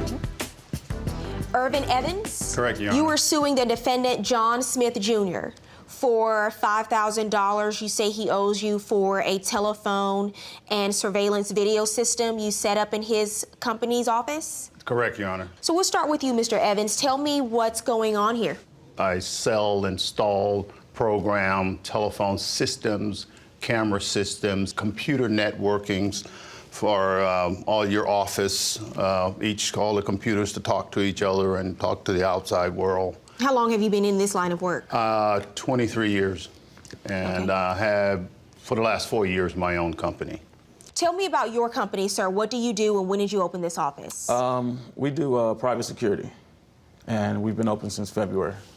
Okay, so what happens when you go in? I told his partner that, yeah, sure, I'll come by and take a look. He says, how much it costs? I told him I couldn't tell him until I get there. The person that he's talking about is not a partner. He was an employee. So when you spoke to your employee and he gave you this gentleman's business card, what did he tell you? He said, give this guy a call. He should be able to help you out. So that's when I reached out to him. And what did you say? I talked to him about what it would cost for me to install the equipment, and he said he wanted a camera system as well.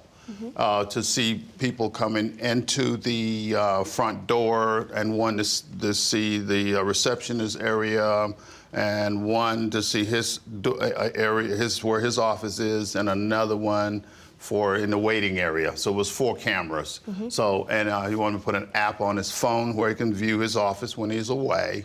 Did you sign a contract, put anything in writing? At the time, no, we didn't do it that way. Any particular reason? Well, he was saying I needed to get it going, like, can you just help me out, like, right now, I need Well, I understand, but you're the one that is going to do the work and needs to get paid. That's correct. So you didn't have a contract? I didn't have a contract at the time. No, I did not. What was the agreement? The agreement that was called $5,500. Is that the amount that you agreed to, sir? It wasn't, well, because the issue is that he told me what the cost was. I said, okay, let's see what we can do. That was my comment. I said, okay, let's see what we can do. Is that what he said? Let's see what we can do? No, $5,500 was, and I get. Did you give him an invoice? I Did you gave give him an anything invoice. before or after? After. Why would you do all the work up front without getting a down payment or anything? Your Honor, this is a minister. Who is? Mr. Smith. Are you a minister, His sir? partner is. Yes. Your employee, your partner, is a bishop. I'm going, man of God. That's who these guys are. And I'm a Christian. He's a Christian. Oh, we're going by our words. I mean, you said what you said, then I can do what I do. You're going to pay me. And how did that work for you? Yeah. Look where we are. Here we are, Your Honor, in your court. So you respond and you tell him, we'll see what we can do according to you, but go ahead and start the work. Yes. What happens next? Because this story is getting better. I installed all the equipment, and I wrote the invoice, gave it to him. Gave it to who? I gave your employee, your partner. Okay. And which in turn gave it to you. And did you receive the invoice? I never received the invoice, to be honest with you. To this day, you've never received an invoice? I received the invoice a few months later via email. But you knew you had the work done. Yeah, I knew and the work was done. installed, Yes. and he needed to be paid. Yes. Go ahead, sir. And I installed it. I gave him the invoice, and immediately I was supposed to get paid in 2 or 3 days. How long did it take you to put everything in? 2 days. So you purchased those cameras and installed them. Yes, sure What about did. the phone systems? Did you purchase those too? Sure did. Okay. You set all of this up. You put the app on his phone. You're done. Your job is done. My job is done. Okay. Yes, fill out the invoice. His partner signed it and says you'll get paid in a couple of days. So 2 weeks went past, and then I'm thinking like, wait a minute. I started inquiring about the invoice. Oh, sure, be a couple of days. No problem, no problem. I got the no problem for another couple of... Were you speaking to him directly? Not at all. No, I wasn't. Not at all. Not at that time, because his partner was answering. We was doing Where's phone. your partner today, or your employee today? No longer with us. Okay. Why is that? Oh, Judge, if I have to go through it, we'll be on another court case. So he was fired? Yes. Coming up on Judge Faith. Was Irvin following security protocol, or was John eavesdropped on by Big Brother? Almost every other week, all my red lights would be flashing because there was no phone system on. But then he would say, hey, I can keep doing this. You will never be able to run your business. You won't be doing anything because I have access. You cannot just access and look into someone's offices any day, anytime you want to. That's unlawful surveillance. Plaintiff Irvin Evans says he completed an expensive install of a telecom and surveillance system for the defendant, and now he wants to be fully paid. He's suing for the unpaid balance. Defendant John Smith Jr. claims he doesn't owe the money because the plaintiff has been remotely accessing his security system and interfering with business. When do you start talking to him? He asked me to send him the invoice. Send me the invoice. I asked for the invoice because I had never seen it. So I asked for the invoice. What does this cost? And when I looked at it, I was like, whoa, because I had never seen the invoice. But you just told me earlier, sir, that he told you it was going to cost $5,500, and your response was... My response was... Your response was, let's see what we can do. So why is your response now, whoa, when you get the invoice with the actual amount on it? Because once again, I was under the impression that it was going to be taken care of. So when I seen the invoice for the first time in August, I was shocked because I didn't realize it was that much. Well, you knew how much it was. You knew how much it was. I knew roughly. I didn't know how much was paid. I didn't know how much was already done. That's why I said when I looked at it, it still was like, whoa, it's $5,000 almost or over. How had the telephone systems and surveillance systems been working for you? It was working until Mr. Evans started going in and shutting stuff off. Did you do that? No, because if I shut it off, how would he? Wow. That's not a very convincing no, sir, just so you know. If I shut it off, if I shut his equipment off, his internet and all that, he can't make any money. Did you have remote access? I do have, I sure do. And did you know that he was going to have remote access? I didn't know he was going to have remote access because how he sold it to me was the fact that, hey, if there's any troubleshooting need to be done, I'll be able to do it remotely. So, I'm like, he knew I had remote access. I understood that, but I didn't know.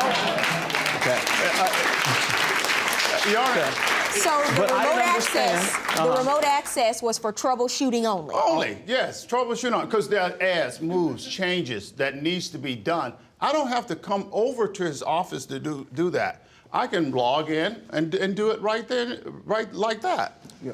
But you say he took it a step further. Man, he took it a and step further. Almost every other week, coming into the office, all my red lights would be flashing because there was no phone system on. And I would call him like, hey, hey, hey. But then he would say, hey, I can keep doing this. You will never be able to run your business. You won't be doing anything because I have access. Did you say that, sir? No, I did not. What did you say? What did you say? I would always tell him I need my money. Yes, I would call him. Yes, and when I went over to he told me his internet is down. I went over it a couple of times. Once I went over. You know why it was down? Because he turned it down. I went over. He didn't pay the bill. He never paid time. So just say you turned it down. So say you turned it off. You did whatever you wanted to do to interrupt the service. I could have, but I didn't interrupt his service. I don't believe you. I don't believe you. Your Honor, right now I got one office in my office that still ain't up running. I told him on the 25th of September we can start doing installments of $500 a month. He said it would be fine. I didn't get it to him right on the 25th. No. And again, he shut me down. What happened? The coming Friday, he emails me and say, I have a check ready this afternoon. Okay. I said, well, why don't you put it in the mail? Just drop it in the mail. So that's Friday. So I should have gotten it the next day. Here in Los Angeles, you mail a letter, the next day you get it. So Saturday came, I got nothing. Monday came, I got nothing. Tuesday came, I'm like, no, I didn't put nothing in the mail. So you didn't mail the check when you said you would? What I found out is that there was a discrepancy in the address. And so after this email you sent on, this is your email on September 18th. You write to him and you say, I have been very open with you concerning our financial position, and you know there is no way I can pay you in full at this time. Correct. Please pray and seek God for an answer before you take it to this junction. Right. And your response is, God said pay Irvin. You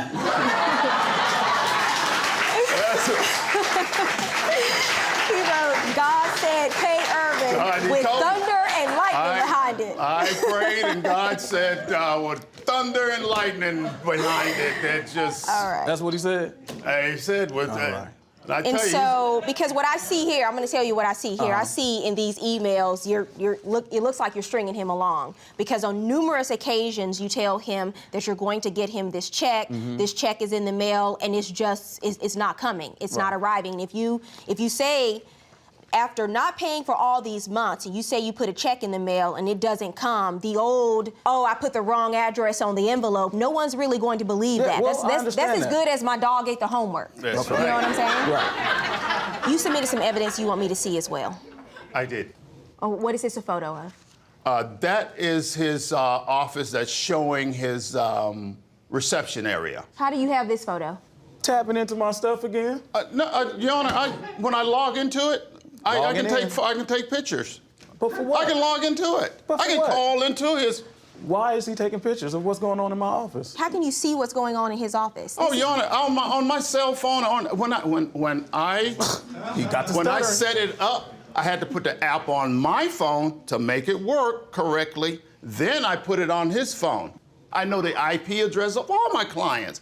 It's normal. Do your clients know that you're looking in their offices? Yes. Probably not. At any given, did you know? No. No.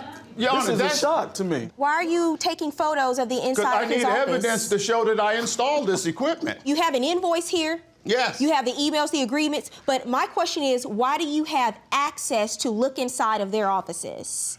It comes with the territory. No, it doesn't. I have the IP address. No, it doesn't. I have the IP address of all my clients. No, let me explain something to you. Because you install is this what you do for all of your clients? Yes. You have access and can look into their offices? I can look in the office, I can log into their computer Do your network. clients know that you can look into their offices? Yes. But this one doesn't. That too. You know I didn't know. He do know. He did know. Oh, but he do know. Because I know now. If I need to change, photo. if I need to change a name on a telephone, if a new employee comes or don't come in, I can. What's this photo, sir? That is the that's one of the cameras that was somebody walking in the door. And you took this photo on September the 16th? Yes. So you can go in at any point yes. and look at the people in his office yes. and look in the offices. I can do that. All my clients, I can do that. Did you know this? No.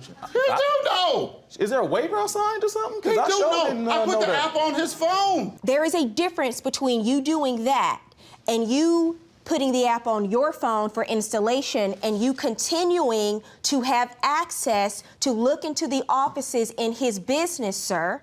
You understand that unless you have, because this is almost a spy camera issue, because unless you have consent and the authorization of someone, you cannot just access and look into someone's offices any day, anytime you want to.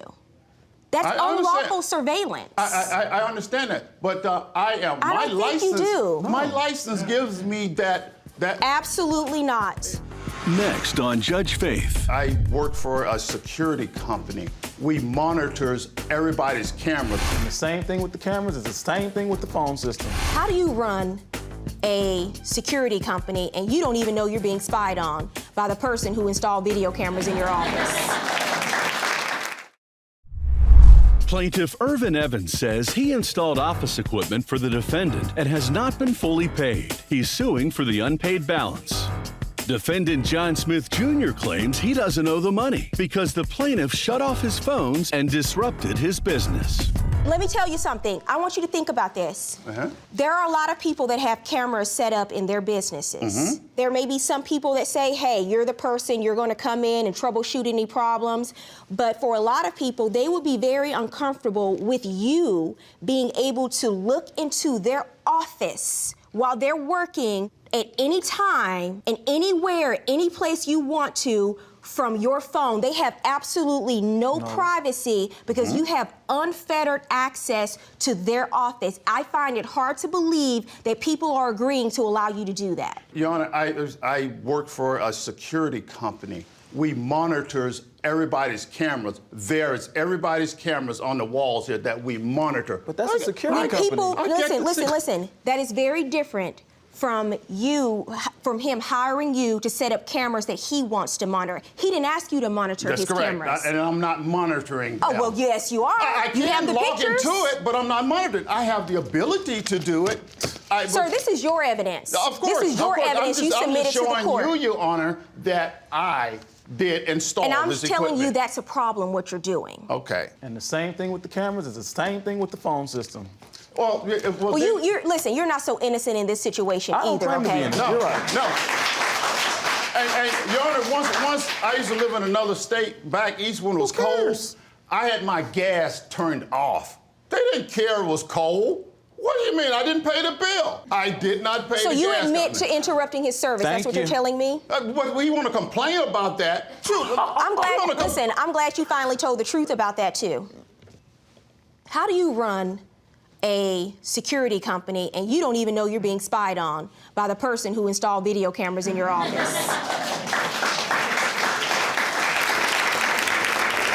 So here's what you're going to have to do. Now that you know that he has access to this system, you're obviously not going to be able to use it because you don't want him to have that access, right? So you're going to have to get a new system, something else installed. You can use the cameras, but you're going to have to get it set up in a way so that he does not have remote access. And number two, don't let your employees, he says partner, you say employee, make your business deals. You're the head guy in charge. I need you to be responsible. Yes. When it's time to pay the people. You understand? Yes. And now, Judge Faith rules.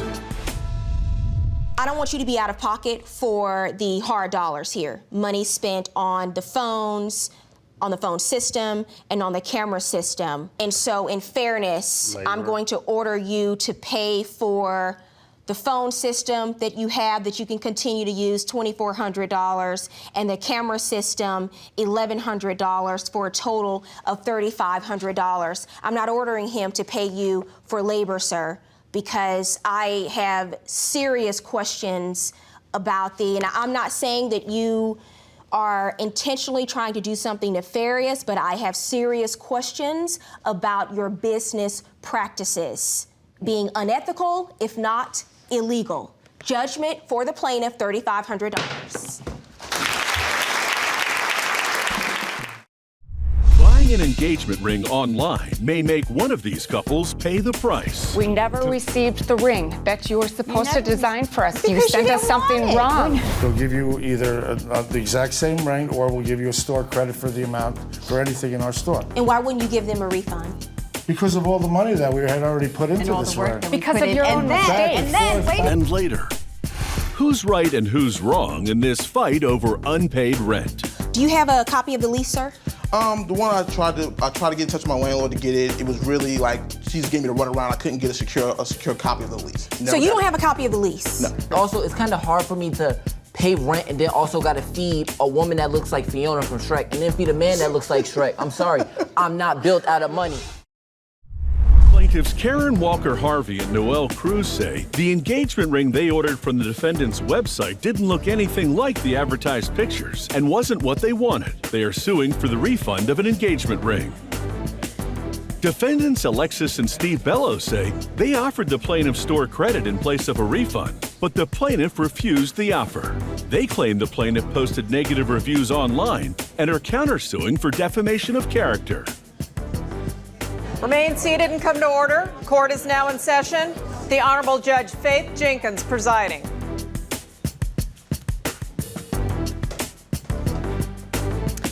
Your Honor, this case is Cruz Walker Harvey versus Alexis Bello. Thank you, Barbara.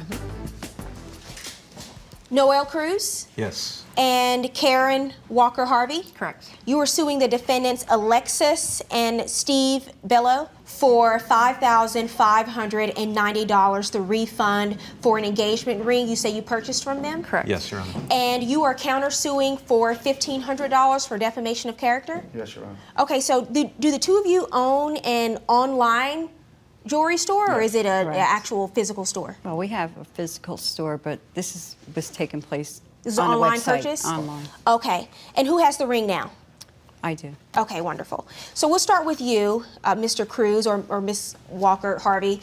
Tell me what happened. Well, we started looking at engagement rings online on Craigslist, and we found a ring that we really liked that just so happened to be from a jewelry store. So we decided to contact the jeweler and ask some questions about it, like, do you have matching wedding bands? You know, just other details about the ring. What made you want to shop online for an engagement ring?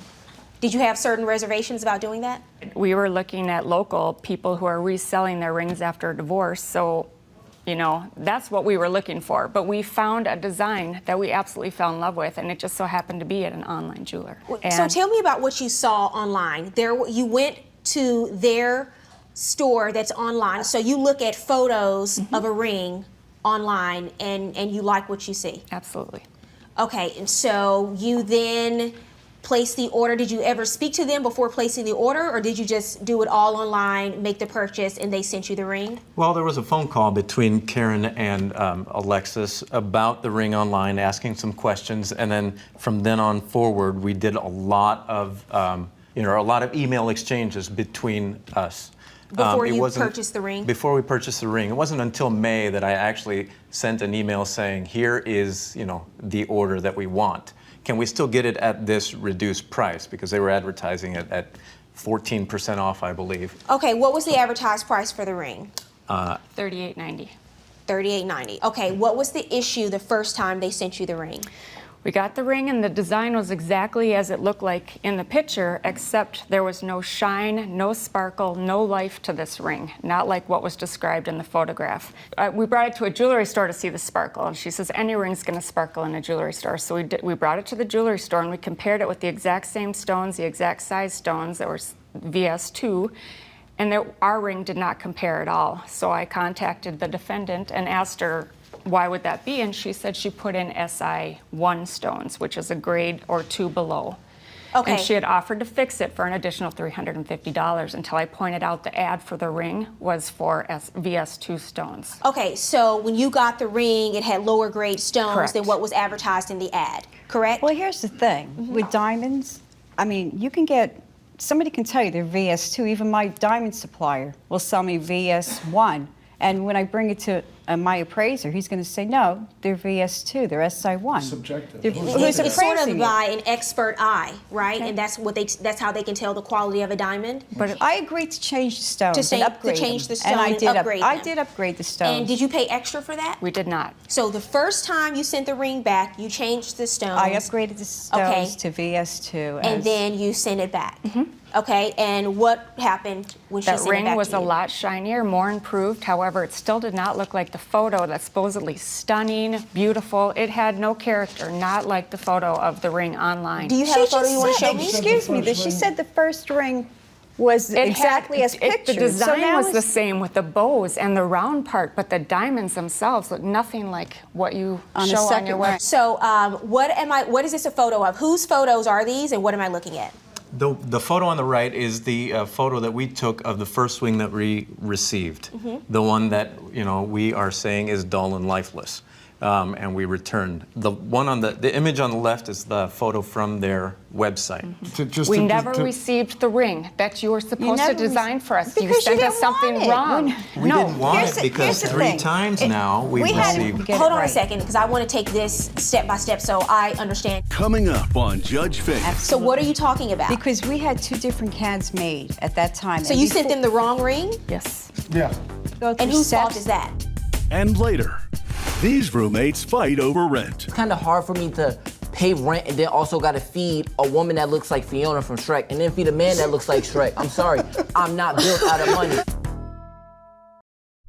Plaintiffs Noelle Cruz and Karen Walker Harvey say that the engagement ring they ordered didn't look anything like the advertised pictures, and they are suing for a refund. Defendants Alexis and Steve Bellows say they offered the plaintiff store credit and owe nothing more.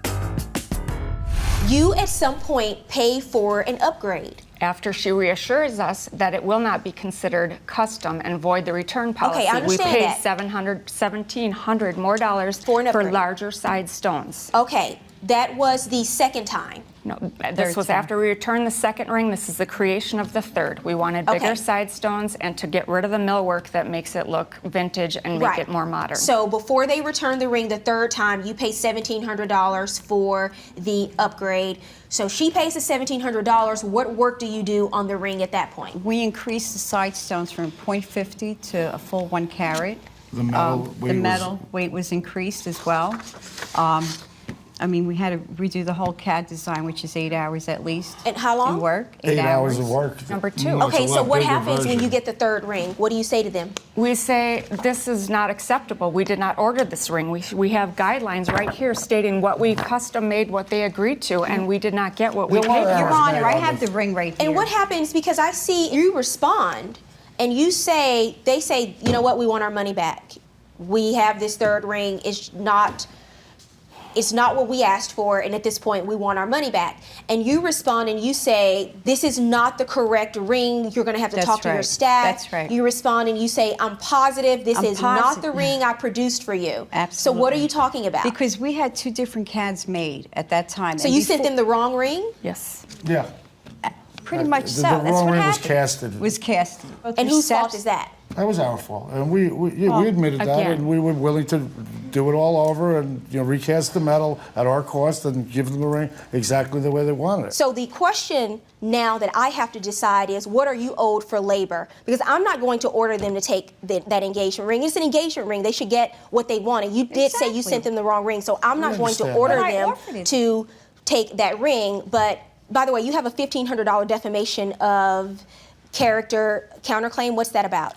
Well, she posted on our Facebook. She went to reseller ratings and posted negative information. And Before we had a chance we to never resolve really had a chance to resolve anything. How was your reputation damaged, and do you have proof of that? Well, we have the postings that she. I can't get that. I can't get it all. So the fair thing to do in this case, I'm going to order you to refund the plaintiffs the cost of the first ring before you did all the work. The remainder of that money that they paid you, you can use that for labor. I'm going to order you to refund them $3,890 plus their court costs. Good luck.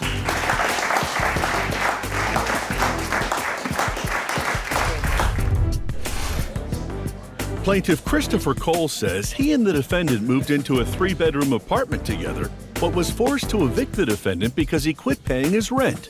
The plaintiff is suing for overdue rent and utilities.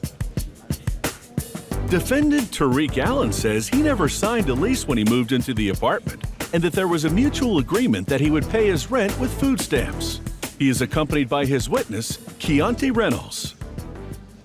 Christopher Cole? Yes. You were suing the defendant, Tariq Allen. Yes. For $3,500 you say he owes you for unpaid rent and utilities? Yes, Your Honor. You brought a witness with you today, sir, Miss Keontae Reynolds? Yes. How are you? I'm fine, and yourself? Good. Mr. Cole, we'll start with you. When did the two of you first move in together? We moved in November of 2012, exactly. And how long did he live with you? 1 year, about 6 months. 1 year and 6 months? Yes. So what month and year did he move out? Around May of 2014. Okay. So let's start from the beginning. How do you know Mr. Allen? How did the two of you meet and become roommates? Oh, we met junior year in high school. We went to high school together, finished graduation. We always hang out. You know, we started working at a warehouse together and everything. We just friends. Like, he's like family, brother. Pretty much after that, we figured, oh, well, it was so much to do out here. We might as well get a place together, live it up, So after that, we decided, let's get a place, let's just go for it. Where were you living at the time? I was living with my mother prior to that. And it's like, we decided from there, he moved to my house. From there, it was like, why we gotta listen to all these rules? Let's get our own place. We do what we want to do. So instead of living with your mother and having rules, yeah, we decided to move with each other and do elsewhere. what we wanted to do. Okay. All right. Live it up. Mm-hmm. Okay. So what kind of place did you get? And were you all on a lease, or what was the arrangement? No. Originally, it was supposed to be us three, but we couldn't really run Tariq's credit. I didn't want any. Three. Hold on for a second. You say there were supposed to be three of you? Yes. Who's the other person? Mr. He's not here, but okay. Me and Tariq decided we're gonna get a place. You have to go do background checks and everything. We really didn't want to run any risk of being denied the apartment, so we decided. What do you mean by you didn't want to run a risk of putting him on the lease? Risk of not getting the apartment? Yes, yeah. Why? What was the issue? Because he didn't really have any credit or any type of employment history validated that it really can help get us into the apartment. Did the landlord know that he would be moving in with yes, the two of you? Did, okay, all right. So what kind of apartment was it? How many bedrooms and bathrooms? It was a 3-bedroom, if you can call it that. It was sort of small, but it was, cozy, if you could say that. Okay, okay. Mr. Allen. Yes. You're comfortable, or you want to stand up straight for me? Yes. Okay, thank you. Just give me some background and tell me how you ended up moving in with Mr. Cole and your other friend. We bounced around from different homes. I lived with his mother, he lived with my mother, and then we decided we don't want to abide by nobody's rules. Renegade for life. We're gonna do our own thing. You're what? You're in the game of life? Renegade for life. Oh, renegade for life. Okay. So we got our own apartment, and it wasn't everything was okay up until the point where it was I lost my first job.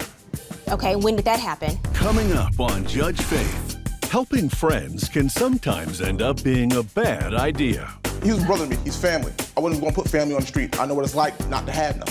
Yeah, everybody said it was a bad idea. And that's a costly move because yes, you don't put family on the street, but you're here in court today suing family. Yes, you see what I'm saying? Yeah. Plaintiff Christopher Cole says he evicted his friend from his apartment because he has too many unpaid bills. Defendant Tariq Allen says he was illegally evicted and that he owes nothing. Okay. So we got our own apartment, and it wasn't everything was okay up until the point where it was I lost my first job. Okay, when did that happen? That happened, I would say, August of 2013. Okay, so what was the agreement though in terms of how much you would pay in rent and utilities each month? It was $550. Do you have a copy of the lease, sir? The one I tried to get in touch with my landlord to get it. It was really she just gave me the runaround. I couldn't get a secure copy of the lease. So you don't have a copy of the lease? No. Okay, all right. Since he agrees that you were going to pay how much, $550 a month for the time period that you live there, yes, I'm going to assume that how much was the total amount in rent? Originally in November it was $1,050. That was okay, the grand and you were total. going to split that 3 ways, yes. And then the two of you decided to add on additional money for utilities. Yes. And so what was the 3-way split in terms of what you? Let me finish. And so what was the 3-way split in terms of what each of you would pay? Okay, for each of us it was $500. That $500 included everything from. But you say $550. Yeah. It was $550. It was just a little bit extra, just in case from bills. Okay. More or less, it was just to cover lights, cable, in rent. Everything Got else. Got it. So you say you were paying on time up until you lost your job, which was when? August 2013. Okay, what happened then? I was working a double shift as a security guard for Strike Force Protective Searching. Well, I understand you say you lost your job. Yes. But what happened in terms of you, in terms of your agreement with them to pay the rent and utilities? Everything was being paid when I had the job. It was like once I fell on hard times, then things got kind of hard to get to. Okay, so you stopped paying rent. Yeah.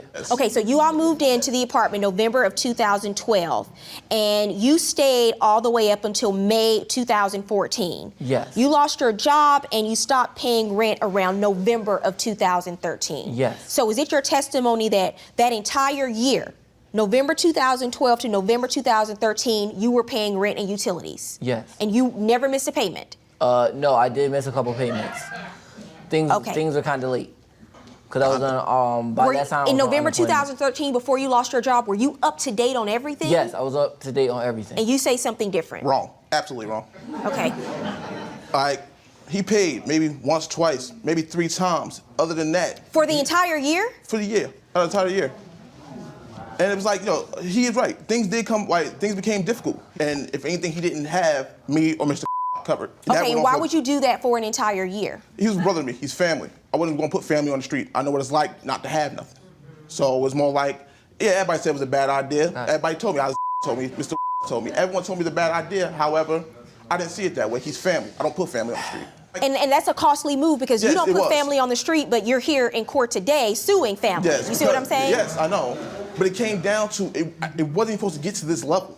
But you say that there was a different arrangement. Yes, Because there what was really that was. arrangement? Okay, Your Honor, what Mr. Cole over here has failed to put out there is that we came up with an agreement after I lost my job, I went on welfare, I got food stamps.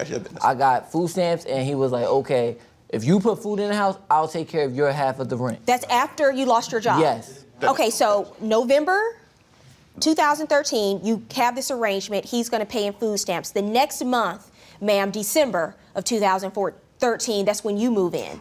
Incorrect. I moved in November 2013, and even before I moved in, I was helping with things that were missing from Mr. Allen. Hold on for a second. So November 2013, you lose your job. Yes. There's this agreement that you would pay in food stamps, and then you move in the same month. Mm-hmm.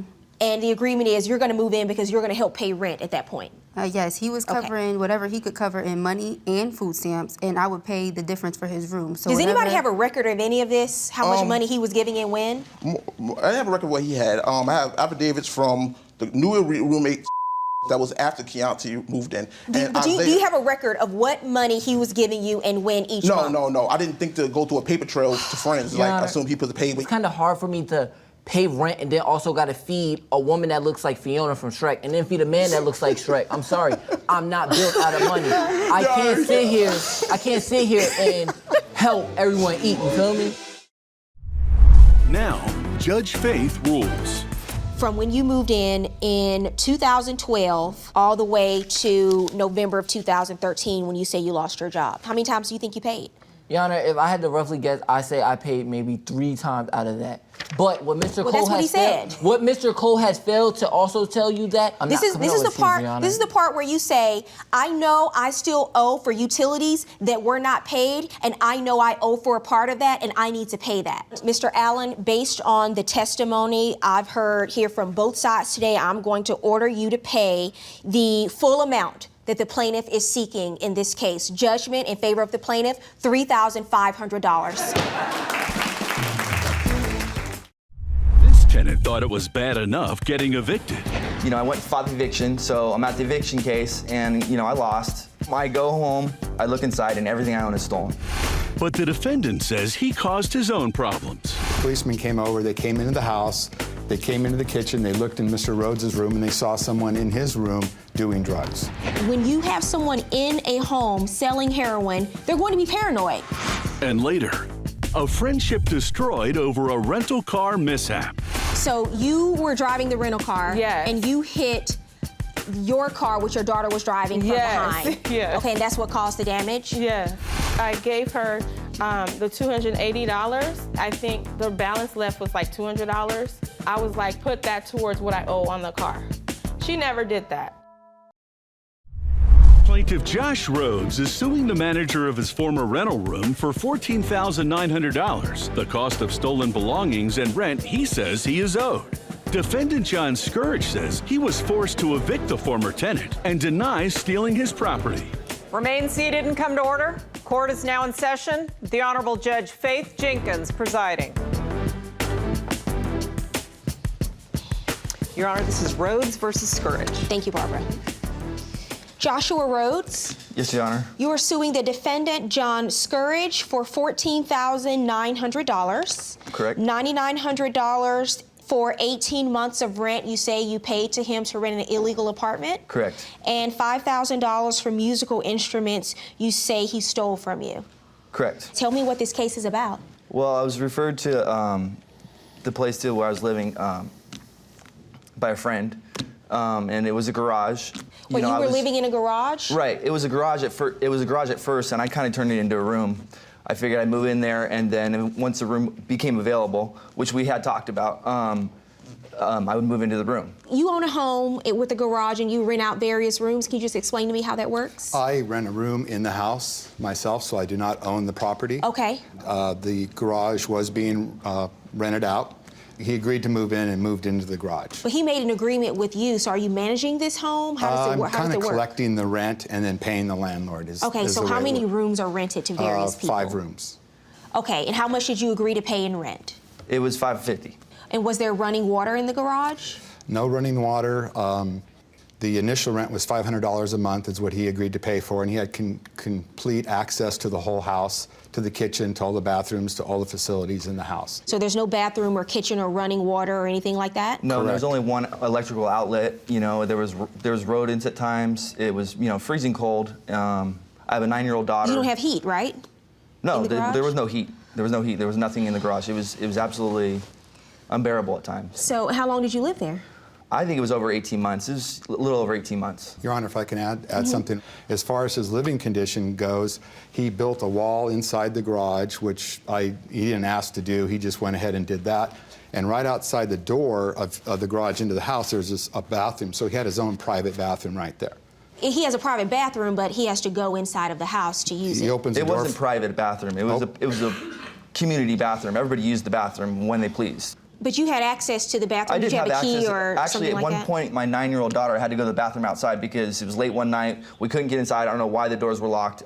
Something was blocking the door. I think it was the washer or dryer from her to get inside to use that bathroom. Wait, was your 9-year-old living with you? You were trying to... She visited from time to time, you know, as much as she possibly could. You know, she lives with her mom, so it was after that she wasn't able to visit, you know, because she went and told her mom. Well, was you know what? upset If about I it. were her mom, I wouldn't want my 9-year-old having to use the bathroom outside.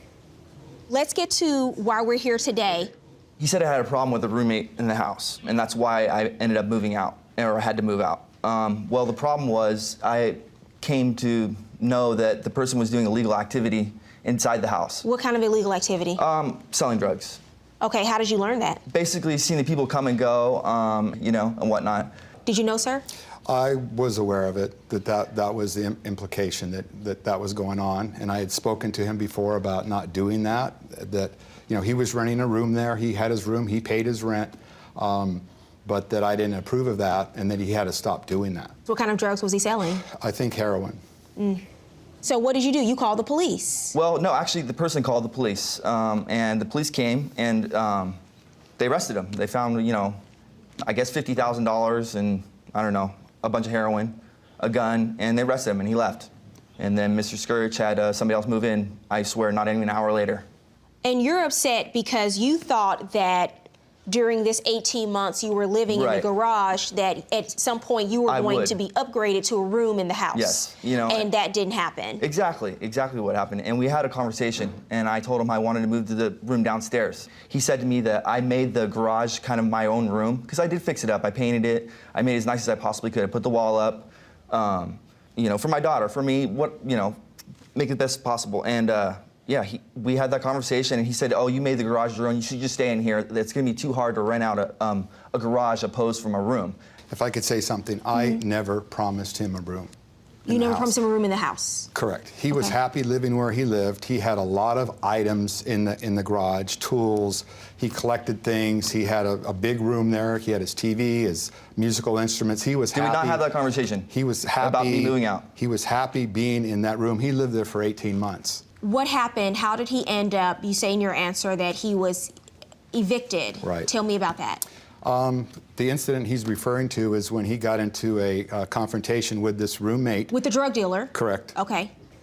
I don't want to say drug dealer. It's saying he's a drug user. Okay, it doesn't. Well, he's selling heroin. I mean, you can call it whatever you want to call it, but he's Yeah. dealing drugs from inside of the home. Correct. And heroin. That's right.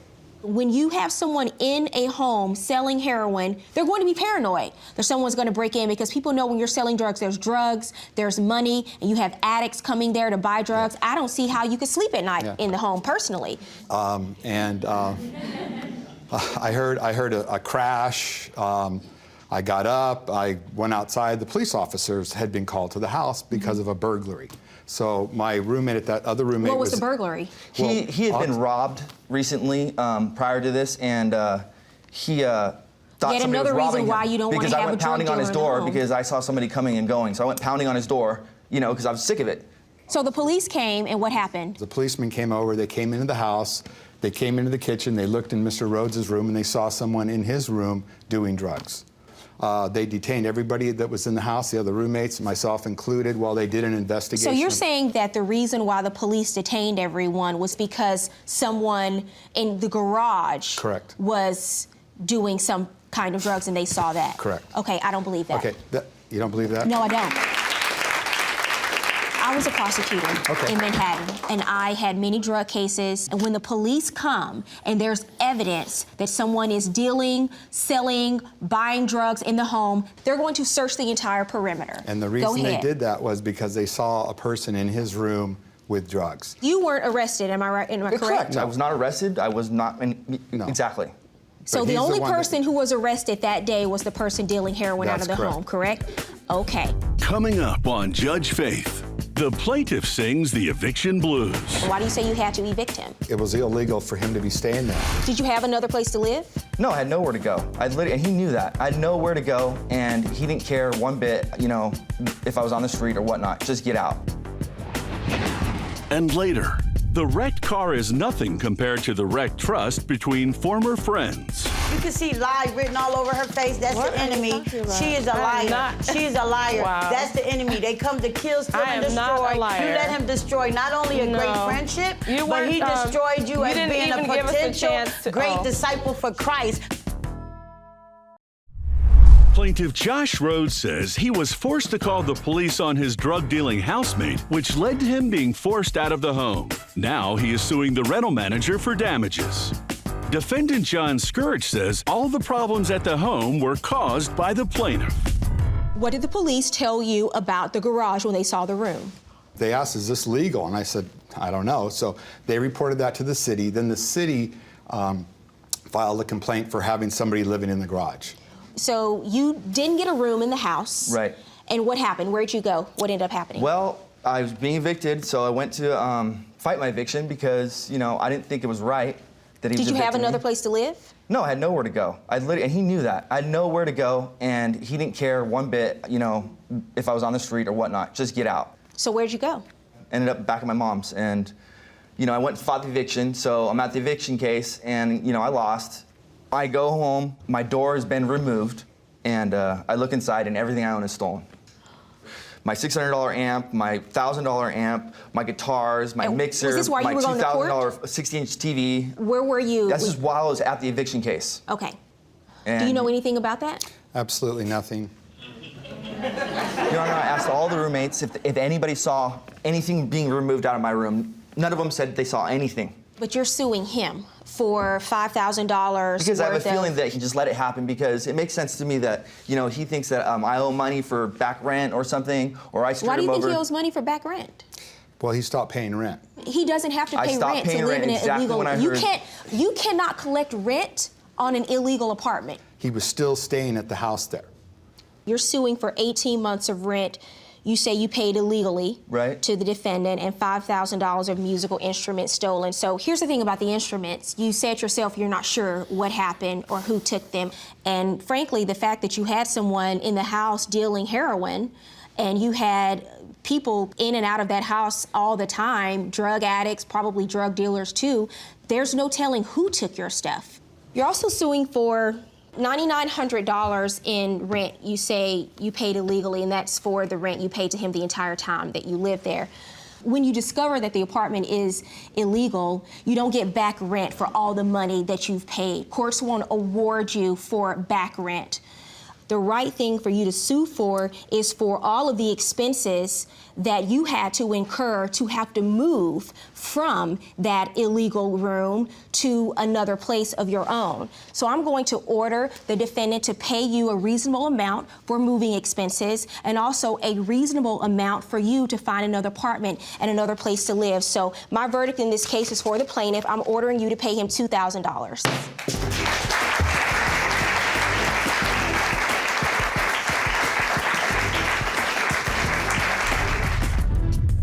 Plaintiff Renee Wright says her former friend begged her to rent a car so she could see her sick mother and then wrecked it. She is suing for $4,015 in damages.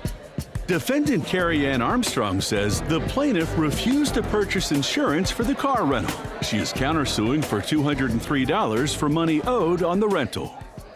Renee Wright? Yes. You are suing the defendant, Carrie Ann Armstrong, for $4,500 damages to an unpaid car rental and also pain and suffering? Yes. And you are countersuing Ms. Armstrong for $203 for a balance owed to you based on a car rental? Yes. Okay, how did the two of you know each other? I met Carrie Ann like a year and a half ago. I do street ministry and with youth.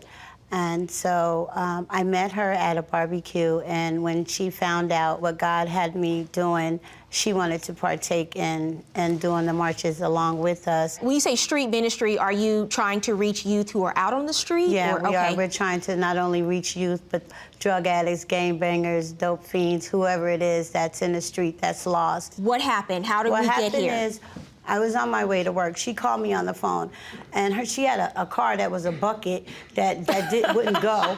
And she called me, and she says to me, Renee, my car is overheating. She said, my mom is sick. I said, don't worry about it. What is it that I can do? You want to use my truck? She says, well, I want to know if you would rent me a car. Is what she just described accurate in terms of the conversation? You asked her to rent a car for you? Yes, it so you can is. go see your mom? How far were you traveling? Like 40 miles. Okay. Yeah, so at first I said no, but then I cared about her so much, and I was so grateful that she was my friend. Her mom's sick. Let me look out for her. She doesn't. Excuse me, I'm still talking. See, rudeness. She's rude. She let her daughter drive the car. That's not true. Sitting here. You lying. rented a car on what day? Yeah, she tried to No, tow it her isn't. car You know with the that's rental not car. true, Renee. Ma'am. You can see lie written all over her face. That's What the are you enemy. talking about? She is a I am liar. not. She's a liar. Wow. That's the enemy. They come to kill, steal, I and am not destroy. a liar. Okay, You ma'am, played okay. into I am him, not a and you liar. let him destroy not only a No. great friendship, You but he weren't, destroyed you as didn't being a even give us a potential chance to- great oh. disciple for Miss Christ. Rice, Miss what Jenkins. date? What date did you go and rent the car for the defendant? November 16th, 2013. How much did you pay for the car rental? Let me tell you about that story. Can you just tell me how much it was? Can you just tell me how much you paid? She didn't even have a bank card or enough money did. to get the rent-a-car. That's She not had to true. use my bank card. This woman I paid took for the it. rent-a-car with her Whatever. daughter, cracked That's it, not and it's true. $2,000 worth of damage to where she was a second driver. but And then now guess you're, what? suing Now I me can't for even rent. $4,000. Ma'am, hold on a second. Now I can't even rent from her to rent a car because of the situation. Coming up, it takes coming to court to hear those very important words. Why don't you take the opportunity now to apologize for what happened? Plaintiff Renee Wright says her former friend wrecked a rental car and won't pay. She's suing for damages. Defendant Carrie Ann Armstrong says the plaintiff refused to purchase insurance for the car rental. How much were the damages to the rental car? $2,125. Okay, what happened? How did you have the accident? Okay, what happened? My daughter was driving my car. Who did you? It's an older model car. Miss Wright? I'm sorry. I hit her from the back. So with the you rental car. were driving the rental car. Yes. And you hit your car, which your daughter was driving from behind. Yes. Okay, and that's what caused the damage? Yes. Okay, so why do you feel that you were not responsible for that? When we went to the car company, when we were there, I said, since I'm paying for everything, you should get insurance. Since I'm driving the car. So and did she get car rental insurance? Oh my God, if And that then, was so true, the you were day- a second driver. the Why you day- didn't get it Ma'am. yourself? I want you to calm down. I want to hear what she has to say. Did she get the insurance or not? No, she didn't want me to pay for it, and it was in all in her Okay, hands. so you're saying you're not responsible because she should have had car rental insurance to cover the car. Exactly. She decided to do something nice for you because your mother was sick and you needed a car to drive 40 miles away to see your mother. She didn't have to do what she did. I was hurt to this day, and I kept texting her, calling her, crying out to her, reaching out to her because I felt It not wasn't only one like bad that. about her mom. It wasn't like she was that. on my. She's my friend. She's being nice right now, but it no, wasn't you like were my that. friend on Facebook, It and wasn't like not only that. that, She's being a nice. cat- hold And on. you know, if This you're is friends on actually nice. Facebook, you're I know, really but wait a friends. minute. Yeah, we this do is ministry, actually and nice right now. no, I'm not being nice Yes, right now. you are. I'm just trying Yes, to you are. stand. I in want to front say something to both That's of you. not Let me true. say something to both of you because both of you are involved in, you say street ministry. Yes. You Yes. said in your answer that you mentor young people who are Yes. involved in gangs and Yes. guns and drugs. So frankly, I mean, what do you tell those young people when they make a mistake? You didn't have a car accident on purpose, you made a mistake. What do you tell those young people when they make a mistake about taking responsibility for their actions as their mentor? I guess now I'll tell them to own up to the things they do, own up to it. That's right. What's your counterclaim about? When I gave her the $280, after at the rent-a-car company, I think the balance left was like $200. So I was like, put that towards what I owe on the car. She never did that. And now, Judge Faith rules. Why don't you take the opportunity now to apologize for what happened? I'm sorry that I wrecked the car, and I thank you for renting a car for my mom. And I accept it. So that's the right thing to do. It's easy. That was the right thing to do. My judgment in this case is for the I don't want you to plaintiff. cry, Carrie Ann. I don't want you to cry because I do love you. But, you know, you kept avoiding me. You were going to make Oh my payment gosh. arrangements and this you never is the bashing did. I get, like, even though Bashing? after this. Wow. After I said I'm sorry. And I said, I mean, appreciate it. And I just seriously, told you I love you. Yeah, Something's but really it's wrong a lot of bashing. Miss Wright, that picture. Miss You Wright. like to bash people too She much. apologized. I did. You accepted So- her I did. apology. Exactly. And you know Why what? do you have After to keep today, talking? you my ladies are gosh. both in Los Angeles. After today, let it go. Leave it alone. Okay? This case is over. We're done. You apologize. You're going to pay her the $2,015.22 for damages to the car. Your counterclaim is dismissed. She doesn't have to pay you back for the car rental for obvious reasons. Just before the plaintiff. Good luck, ladies.